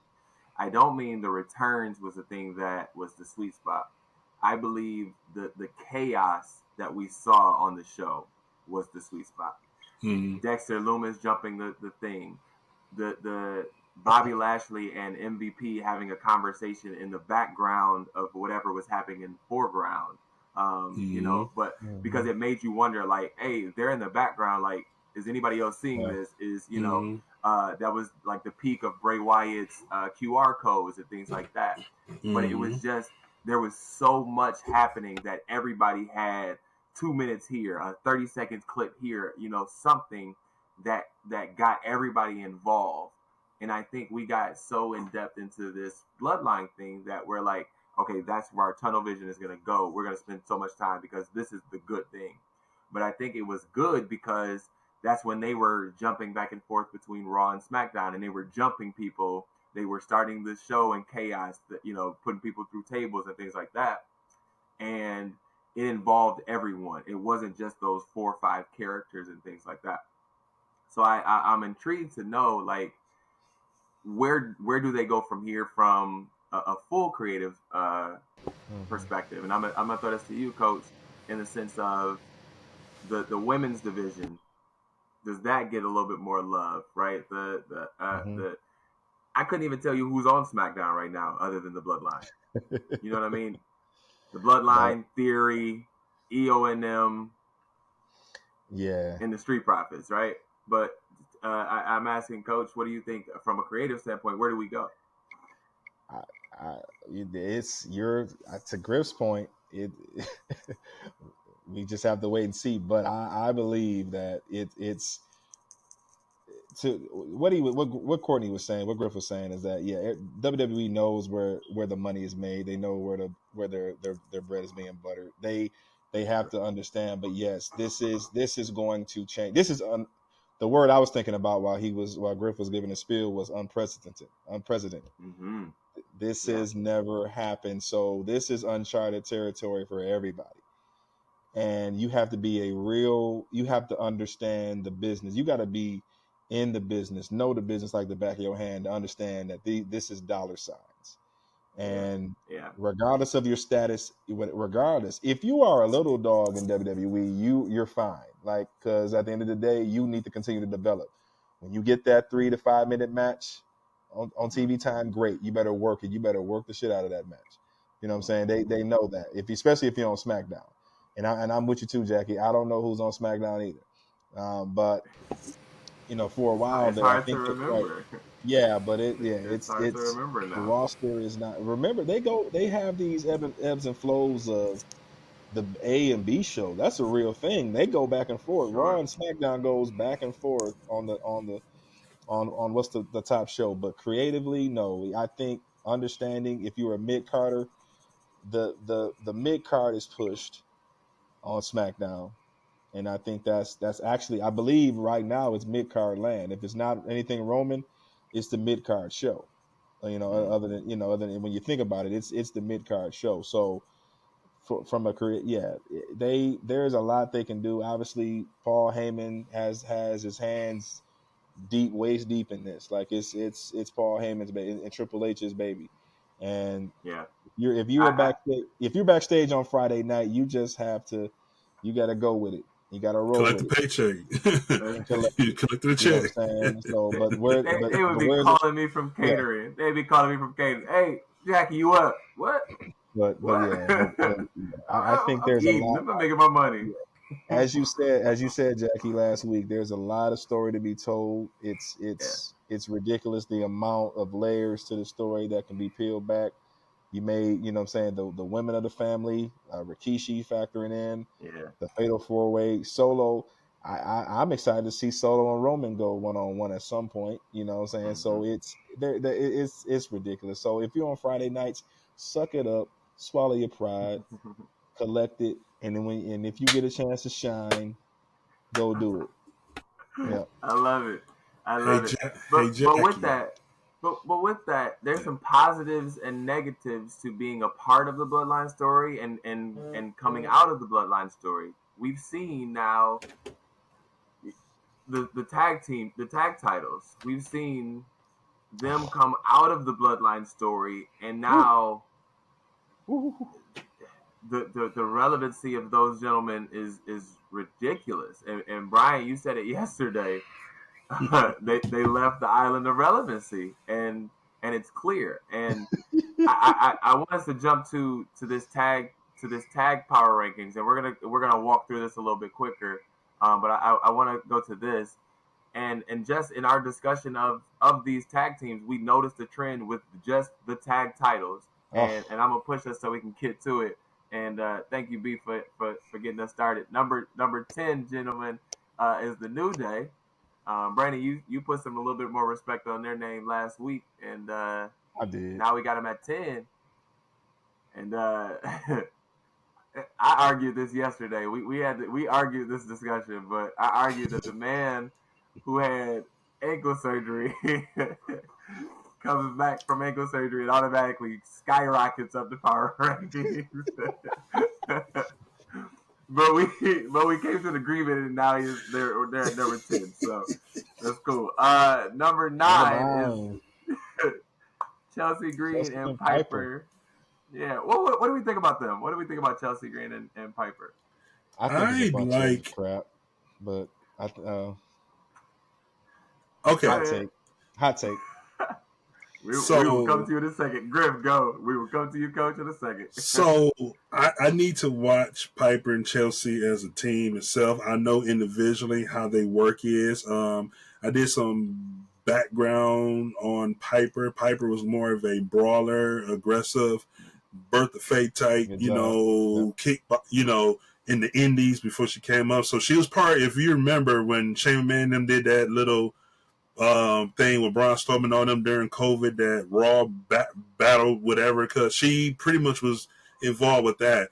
The girl can go. I think she's very underrated. I didn't take time to see, but I'm gonna get with Chelsea Green real quick. She's like the best carrying character to me that you can possibly do. Like I could see she give Adam Pearce the blues for real. And I like her because not just her in-ring work, but she's the type of girl that is so friendly outside of character. But then when she get in work mode, she can snap in that real quick and go straight into this Karen. And she's not afraid of the moment in the spotlight. She's been taking a lot of hits, a lot of bumps, and a lot of initiations. And she's pretty much coming back to WWE, earning her stripes, getting her tail whooped a few times to get to this point. So kudos to her. But that's Right. her. But that's Yeah. her stick, right? Like That's Yeah. her stick. in the Indies, like that was her thing to like take all the bumps and take all. I was all in with her and Sonya, but I'm intrigued. Coach, go ahead, brother. My only problem with that, with no, I love Chelsea Green is cool. Like, the tag, it just the booking just got a little sloppy. I kind of wanted to see maybe more of a storyline of how Piper got with her. That they could have did Yeah. something different like that. I don't know, play for the spot. Make up something like, hey, work for it. You know what I'm saying? Who wants to be my partner? Something like that. Like, but So just you're don't Mhm. you're just don't you're come not in there on and just social snatch the media. belt. Yeah, You're not social yet on social media. So yeah, she right. did the Chelsea's Got Talent. I She don't know if you she saw did that. the Chelsea's Got Talent. No, I didn't see that, but Okay, so okay. what happened? She did Chelsea's Got Talent, and she made people basically send in video submissions for Oh to yeah, yeah. I audition missed for that. her for thing. A I ton of was just submissions, ton of different things, and then yeah, Piper just steps in and says, "Nah, I got it. I'm the tag yeah. team That's what I was tag. talking Yeah, about. yeah. Piper Yeah. just comes in and So just yeah, okay. You deboes the wanted belt. more. Yeah, yeah, yeah, You wanted more on the actual show. You wanted yeah. more storyline on the actual That's my show. only Yeah, beef. yeah, That's my only yeah. beef. If you're not on social media like that, like you don't see those things. So I totally Yeah. understand how you can come across that and miss that. So okay, I can understand the frustration there. Then okay. Number 8, gentlemen, is the Brawling Brutes. Uh, uh, we're saying, are we saying all three? Sheamus, Butch, and Why What's his not? name? Yeah. What's his name? what's his name? Ridge I just Holland. name Sorry, Rich Ridge. Holland, Ridge. yeah. I just Yeah. call him the dude, Sorry, the dude sorry, that Ridge. My wrecked, bad. the dude that ended my boy career. That's what I call him. Like, unfortunately, He you know. didn't end it, Man. but he I ended know, it. I know, But I he know, I didn't know. end Yeah, it, but he ended it. But yeah, I get it. yeah, So yeah. Brawling Brutes at number 8. Number 7, Katana Chance and Kaden Carter. Griff, you No spoke doubt. highly about them in our production meeting. You want to say a little more? Absolutely. Yeah, they're to me fast and underrated. They kind of worked their way in through the NXT circuit, and once they became tag champions, finally it was long overdue. They showed that they can go toe to toe. They ain't afraid of any competition, challenges, and just a little background on the both of them. I know Katana was more the uh, I want to say American Gladiator. It's another name for it, but it was more like American Gladiator. She was very all American around. Ninja Warrior. American Ninja Yes, Warrior. that's it. Thank you, Jackie. So she was part of that, which showcased a lot of her, you know, not just her ring work, but her athleticism and things. And she transferred that into WWE style of wrestling as well. But reason I had them on there on this list because these girls have so much chemistry and they're very creative of different moves and they're always bringing. I told the guys yesterday, if you guys remember Chris Canyon or aka Mortis back in the day, he was more of an attraction because people just was intrigued to what move he's going to do. He had a new move every week, Mm-hmm. and these girls remind me of him every week. They're coming up with some move where we never even seen or never Yep. thought of, and they can pull it off and do it in a way where they don't get hurt, they don't hurt nobody, and then just see Triple H and creative to give them okay to do those moves. It really brings a different level style of wrestling, high maneuvering as well too. So for those young ladies to continue to do that and in the main roster field and not be Mm-hmm. afraid of that spotlight to do that, they well deserving of that spot in my opinion. Okay. No All doubt, no right. doubt. I agree, man. They do the move sets that they're creating are different and they're new and they're exciting. So it is nice to watch them. Mm-hmm.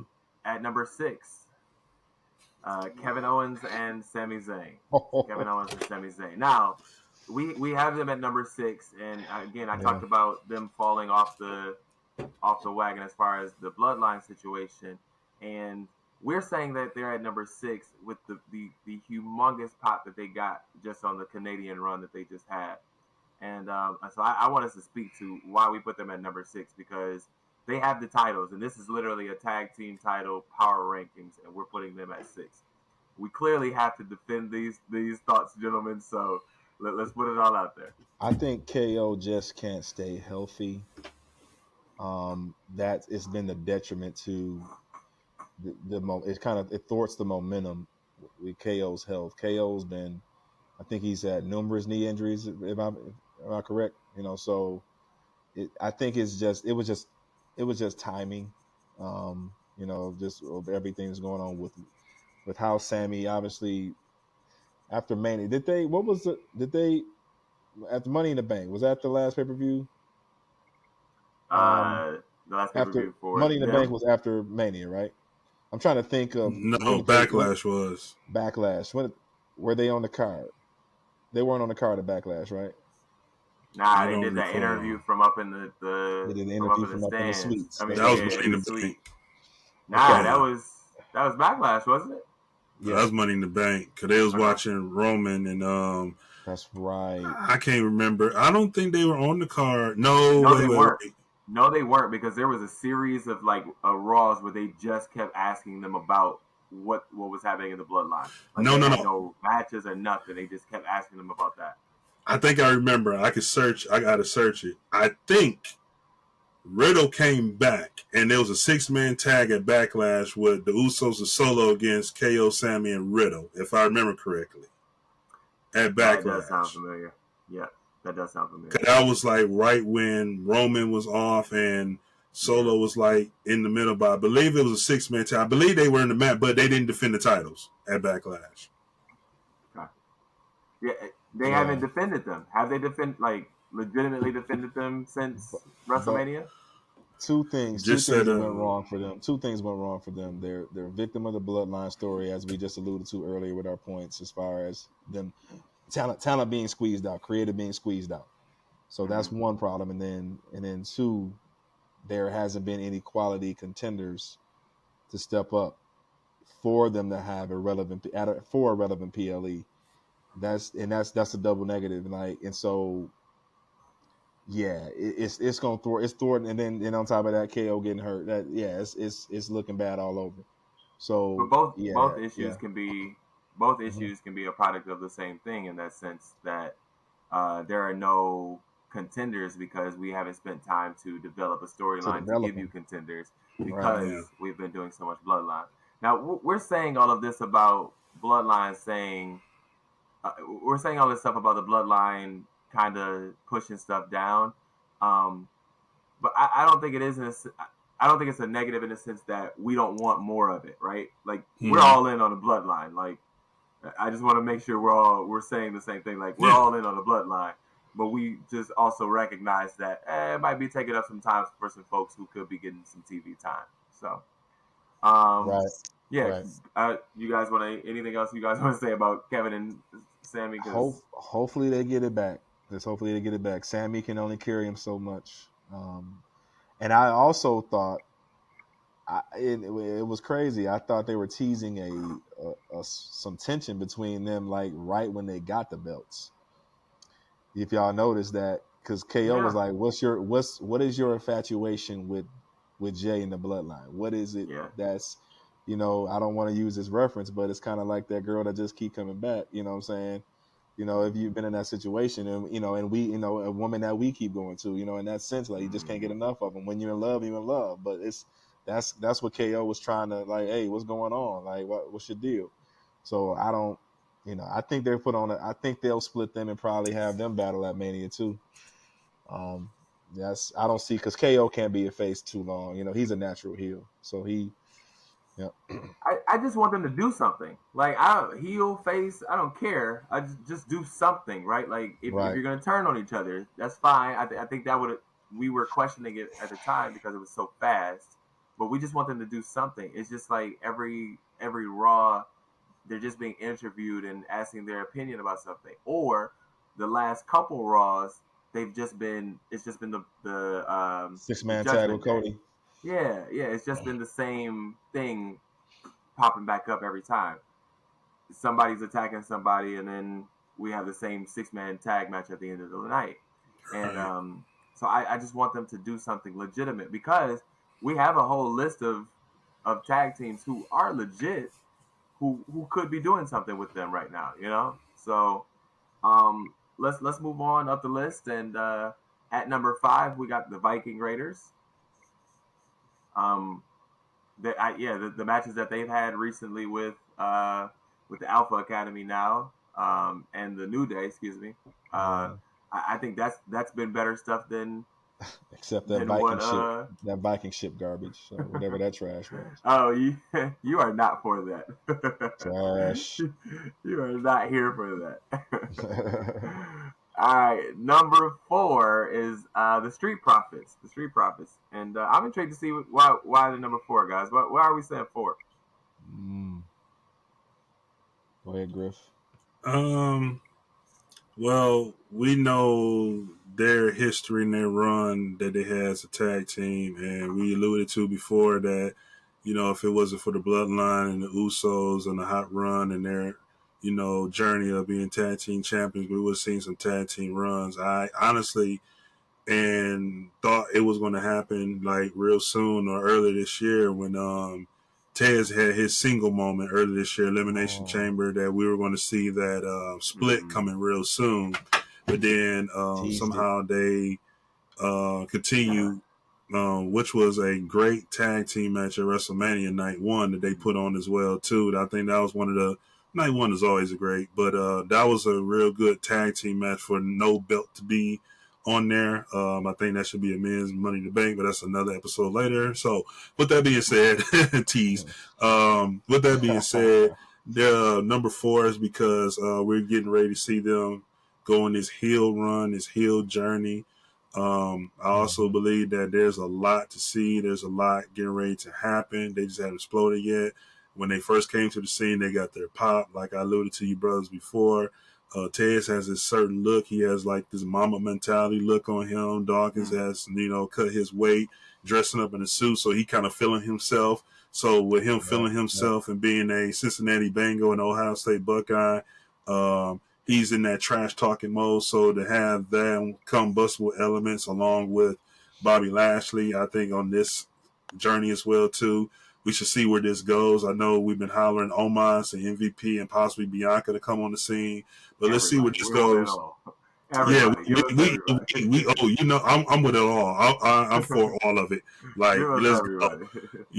But at the end of the day, I really feel strong and confident that they're going to put on some of the best work. I think Lashley shouldn't be a mouthpiece for them. I think we were spot on. Again, going back to the Rhea being the mouthpiece of the leader, I think Bianca would be the one capable of that, and I'm for that as well too. Because that girl, she can talk some trash. Like she can talk trash when you get on her nerves, but when you just have her let her just talk trash and don't get in her way. I think like her being that mouthpiece is going to like elevate all of them to a whole different level, man. So our brothers deserve. Something we hope and we praying for. But as usual, patience is a hard thing, so we have no choice but to be patient and wait and see what happens with this one. Let it marinate. Let it marinate. Let it marinate. Yep. All right, fellas. Number 3. Imperium. I like Imperium, man. I think everything about Imperium is on its way up. I think that this can be a dominant faction. I think that this could the way Gunther is headed right now. I think this could be the opposite to the Bloodline at some point. I think this could run Raw at some point. I think this could switch places with Judgment Day, and Judgment Day can kind of slip down to that top mid card, if you don't understand what I'm saying. But just everything about them. Gunther, obviously, the Intercontinental Champion, is doing what he's supposed to be doing. Ludwig Kaiser, come on, like his interactions now with Maxine is adding a whole another layer to the situation. But and I already know Brian's gonna agree with this, but his introductions of Gunther took this whole thing to a whole new level. Yes. It takes me back to the effect that I can't remember his name, but the effect that the Rusev Day had, right? When he came out and he was like, "It's Rusev Day," and everybody jumped in. Just that mouthpiece of that, right? Ludwig Kaiser is doing that for Gunther in his interests. That's taking him to a whole new level. So I love everything about Imperium right now, and I want them to be higher on this list, but I understand why we have what we have at the top of this list. So number 2 is the Judgment Day. We have to respect what they are doing.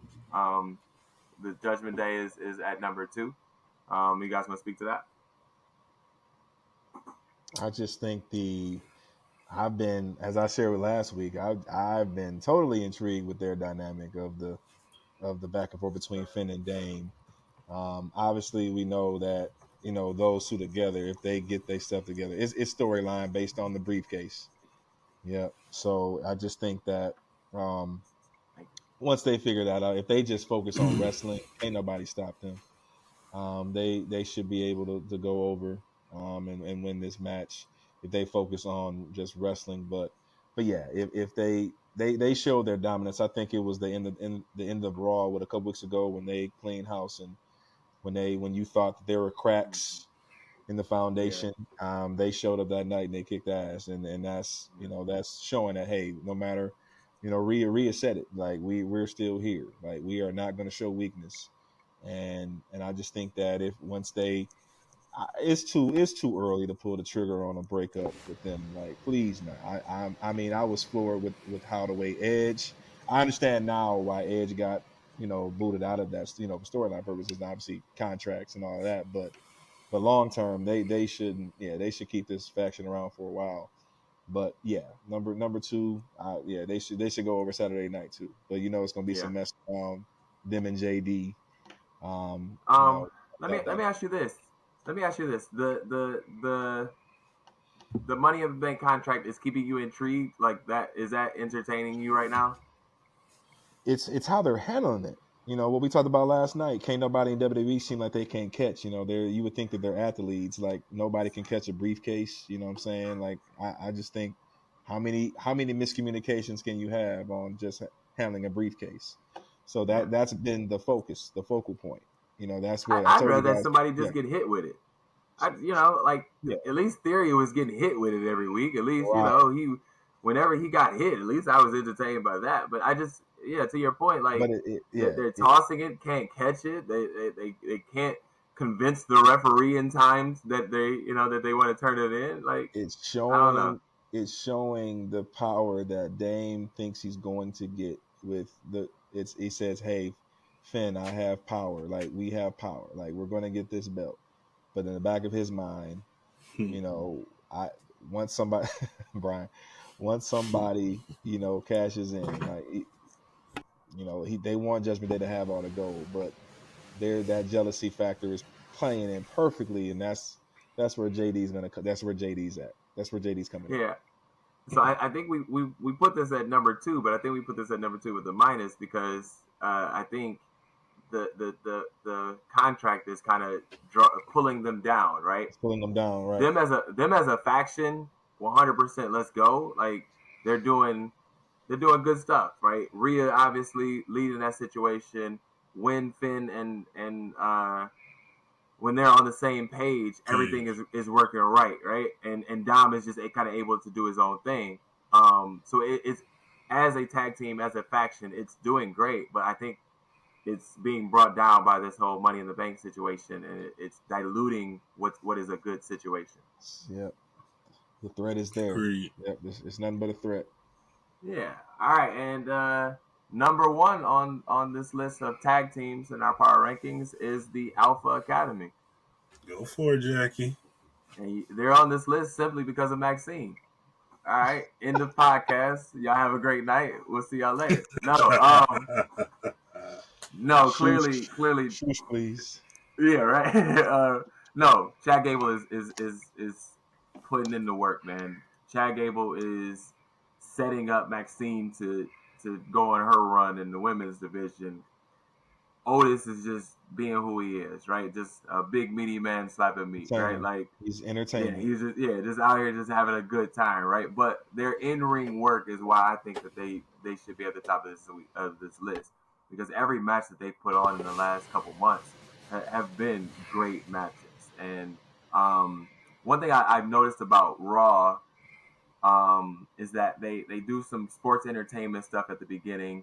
You got to have your main event situation, but that second hour is some good wrestling in that Yep. hour, right? There's some Perfect. good wrestling that happens in that hour, and normally it contains either Imperium or Alpha Academy, and um, that's it. Their ability to hold my attention during that whole hour or whatever it may be is the reason that they're at the top of this list because they're firing on all cylinders, and I hope Chad pulls it off. But at the same time, as a tag team, they're putting in work. Anything you guys want to say to that, Nice. or Yeah, you got? I'm jealous of Otis because first Mandy, now Maxine, the That's Eminem. right. Yeah, he getting He That's got all the both right. women. M&Ms. He getting That's all the right. women, man. Mans did have Mandy. Yeah. Um, Yeah. what about her? What about her? Well, let's stay right here for a second. Mandy, Hey. Okay. All right. Well, let me we clear my here. throat in this one. Yes, sir. First and foremost, I'm a fan and I'm proud of Mandy. Yeah, a lot of folks didn't agree with her NXT run. I believe, man, and I'm in the same situation with Mandy, and I'm going to break it down. Mandy had so much opportunity outside WWE that she could blossom and grow. I think what it came down to her was because being under WWE contract, there were some things that was kind of blocking her from that, and I think she saw like there was opportunity and tried it anyway. And then I feel like there was like she's doing a lot better and well now, but it's unfortunate because of their ruling how they let her go for something like that. And I could see if it was more of an OnlyFans or a Playboy type deal, and I get WWE strict on certain things and stuff, but I mean, like if they want to side and they getting looks exposure elsewhere, I mean, it's just the same, man. I don't know the kinks to that. I just think, and again, I don't know all the details. Could be more to it. I'm happy for her. She's not disrespecting or down in the business. She's not jump shipping to AEW because of her release.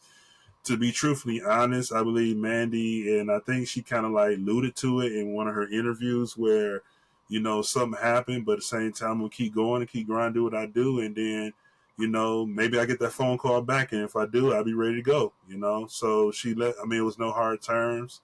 Yeah. It was just, it's an amazing thing, the sign of the times, right? Yeah. It's an amazing thing, the sign of the times, where you said like it wasn't an OnlyFans situation. I don't know what it was either. I didn't really look that deep into it, but I've been watching SmackDown from 20 years ago, and the last couple episodes has been the episode where they're promoting Sable and Tori Wilson. Tori Wilson in Playboy. Yes. And like they're like showing the cover, and they're like promoting her being in Playboy, and whereas Mandy is doing it through her own route, maybe if that's what she was doing, and they shut her down, right? So I the reason I asked about Mandy is not necessarily about the situation with the release, but the run she went on at the end. Yeah, her NXT run. Yeah, like I would argue that she's one of the top 3 NXT women champions. That's just my top 3. Nobody else has to agree with that. But that run at the end, man, she put on a show. She put on a show. I'm gonna stay there with you, Brent, and you're right. So let's stick with that right there with the run. And I'm look what she did with Gigi Dolan and JC Jane. Toxic Attraction, how she elevated them. And to me, I always look at the confidence. When she was on the main roster, it was like, okay, they pair her with Otis, okay. But you could tell she was like that Pam Anderson, that Kim Kardashian, like, okay, this is great. I'm here for the run, but y'all got to someday give me my own stuff and let me do my thing. And when she went to NXT and they gave her that moment, that ability, she just took it to a whole different level. And then they had Toxic Attraction. I was at one of the takeovers. I think it was last year in Dallas when they was at American Airlines. She was in the Fatal 4-Way. And I sat there and watched that match. And I think it was a ladder match or no DQ. I can't remember. Because Corey J was in that match too. And I was sitting there like, Mandy's not that pretty girl Mandy. Like, she's taking the bumps. She's taking the hits. She's drop kicking. She's moonsaulting. Like, she can really go. I just think a lot of people hated on her because she was that beauty girl and, they just gave her the run. They gave her the title. Like, no. Like, she really was putting in work. Her promo skills elevated. Her ring work elevated. Her confidence elevated, man. I really been a big fan of Mandy, and it's funny because now we talk about Tiffany Stratton. I know our wise man gonna say something different, but it's almost like Tiffany Stratton kind of almost remind me of the younger sister Mandy. And if you guys looking, I know Brandon, we tease you about getting more into NXT, but when you really look at Tiffany Stratton, she kind of remind you of like the spinoff or the baby sister of Mandy Rose, I've noticed that already just watching getting back in the last couple of weeks. Yeah. And her whole entire spiel, her presentation is spot on. Yeah, like kudos to Shawn Michaels, man, because he really knows how to produce and put like these young athletes over, like a whole overtime. Like Stratton got her own Hollywood thing, like she Miss Hollywood. But I also want to say, too, that, Jackie, and turn that back over to you. If it wasn't for Mandy, I think Mandy set the pace for these young NXT women talents like today and gave them that confidence to say, hey, you know what, when it's your time, even Roxanne Perez, look what she's doing. I think a lot of Mandy has helped her with that. The other one, Cora Jade, the same thing, Toxic Attraction. Yeah. You know, Mandy was that girl that came over. She ain't like the Biancas or the Lexa Blisses and stuff that's well known and out there, but at the same time, I think what's underrated that goes under the radar, overlooked, is how she helped and carried and been a leader for the women in that NXT locker room. Yeah, yeah, she definitely changed the locker room down there, right? Like the NXT women, the division. I won't say it was thriving at the time when she went down. Like it was right Mm. around the time of COVID and things like that, right? And Yeah, so it Yeah. wasn't yeah. It was a it tough wasn't time. thriving, but she definitely made us pay a little bit more attention to that. So yeah, I just her name was said, so I was a little intrigued as to our thoughts around her. So all right, gentlemen, I'm gonna push us to our last segment of the night, and we've been thinking about this all day, and I know I've been racking my brain going back and forth, but it's been a tough one. But we're gonna give this a try. We're gonna try this new segment. We're gonna call this one Dream Match, and here's the deal. Here's what you can do. Past, present, doesn't matter. You are going to create your dream match. These are two individuals, three individuals, whatever it is, whatever you want to create, and just kind of give us the rundown of what this match is, who's involved, what's happening, how did we get here? Is this for a title? What are we doing here? So, who wants to go first? Because I ain't gonna lie, I'm still stumped. I'm struggling. I'll go. Struggling. Go ahead. All right, girl. We only gonna do one. I have a list, but we're gonna stick with this one. This is part Let's do one. the one. Part one. Here's my introduction to part one. This was back in 2004 through 2000, and I'll say 2003 through 2006, maybe. This was like a dream match. If you were watching and following WWE at the time, this was a dream match that everybody wanted. We were speculating, waiting for. It was perfect timing. For some reason, Vince didn't let it happen. We understood the nature of the business. John Cena was on the rise, doing big. Batista was on the rise, doing big. But I think WWE dropped the ball with this match, and that was the match in the dream match that we all wanted. And they teased it. It happened promo wise, but not match wise. And I think we missed it and missed the opportunity several times with this one. And this is the match between the two third generation superstars and The Rock and Randy Orton. Mm. And the reason for that is because, you know, The Rock was the first third generation superstar. Randy Orton was the second one under Cowboy Bob Orton. And then you have Rocky Soulman Johnson. So both fathers who was infused during their time, and now their sons infused. So they were the first two. I had, of course, The Rock going over in that match because The Rock was more big than Randy, as Randy was young and still coming.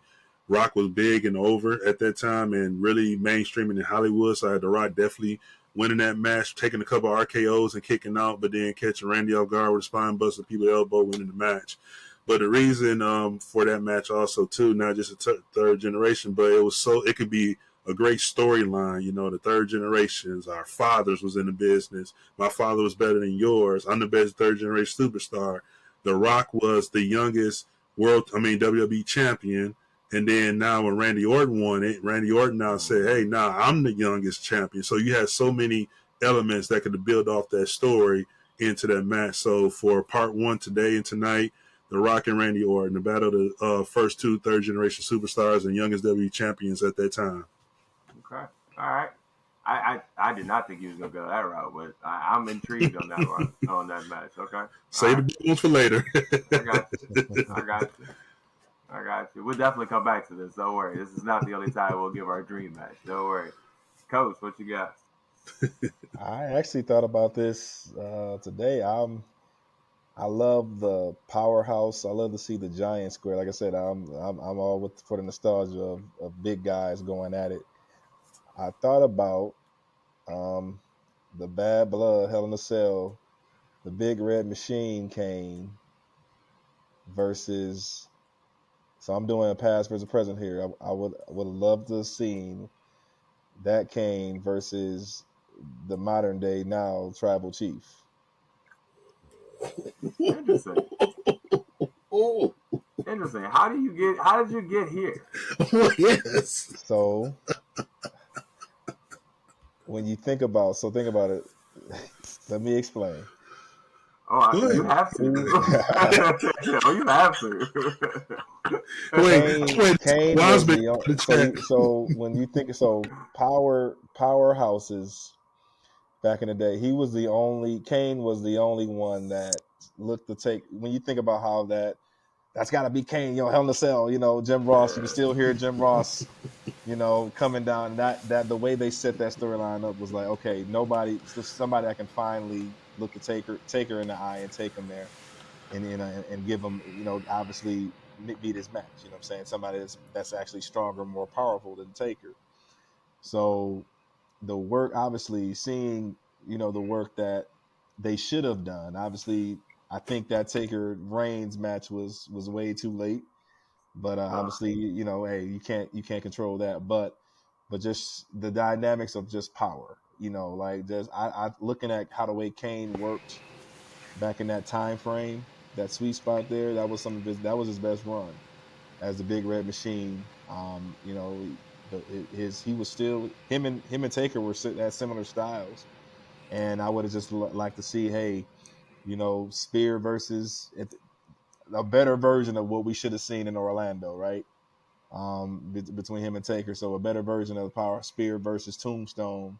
Um, like I said, not much storyline. Obviously, is just who's gonna run the yard. Okay. All right. Who Okay. is the powerhouse of WWE, and it can just be a Spear versus Power, Tombstone match, Tombstone match. And Okay. I got Big Red Machine going over in that. And you got the big. Woo! This Hmm. guy. Show me your cup. Let's see your Woo! cup. Show me I your ain't cup. drinking, Joe. Woo! I ain't drinking. Yep. Interesting. Got the big red Very going over it. interesting. Okay. All right. Okay. Yep. I'm intrigued. Okay. Okay. That's Wise an man. interesting one. All right. Wise man, what you got to say about your tribal I chief? was gonna say, I'm supposed to this chat. yeah. Right. Hey, All right. Okay. yeah, but what made me come to that conclusion? I actually cheated. I rewatched the Taker and Kane match from WrestleMania 14 today, Okay. Mm. and Mm. Kane was moving in that time Yeah. Yeah. frame Yeah. Yes, he because was. Kane dominated that match, to be they honest. had their trilogy, and yeah, Brian, but the Inferno match, whatever, that was a waste. But that first original banger, Yeah. that was their best one. Yeah. Yeah. Okay. I get what you're saying. Like Kane, the character is super athletic, super like very, Super very strong. gifted athletically, and yeah, yeah. So I totally understand that response there. So I get it. I get what you're saying. All right, Jalon, I'm gonna take us in a different direction though. Hmm. I'm gonna mix this up a little bit. So mine is a triple threat, Ooh. and I got they kind of had some matches, or not some matches, but I've only seen the one match between two of these gentlemen, so I'm gonna try to put this all together. Um, we got AJ Styles, Johnny Gargano, and Shawn Michaels in a triple threat. Ooh. Okay.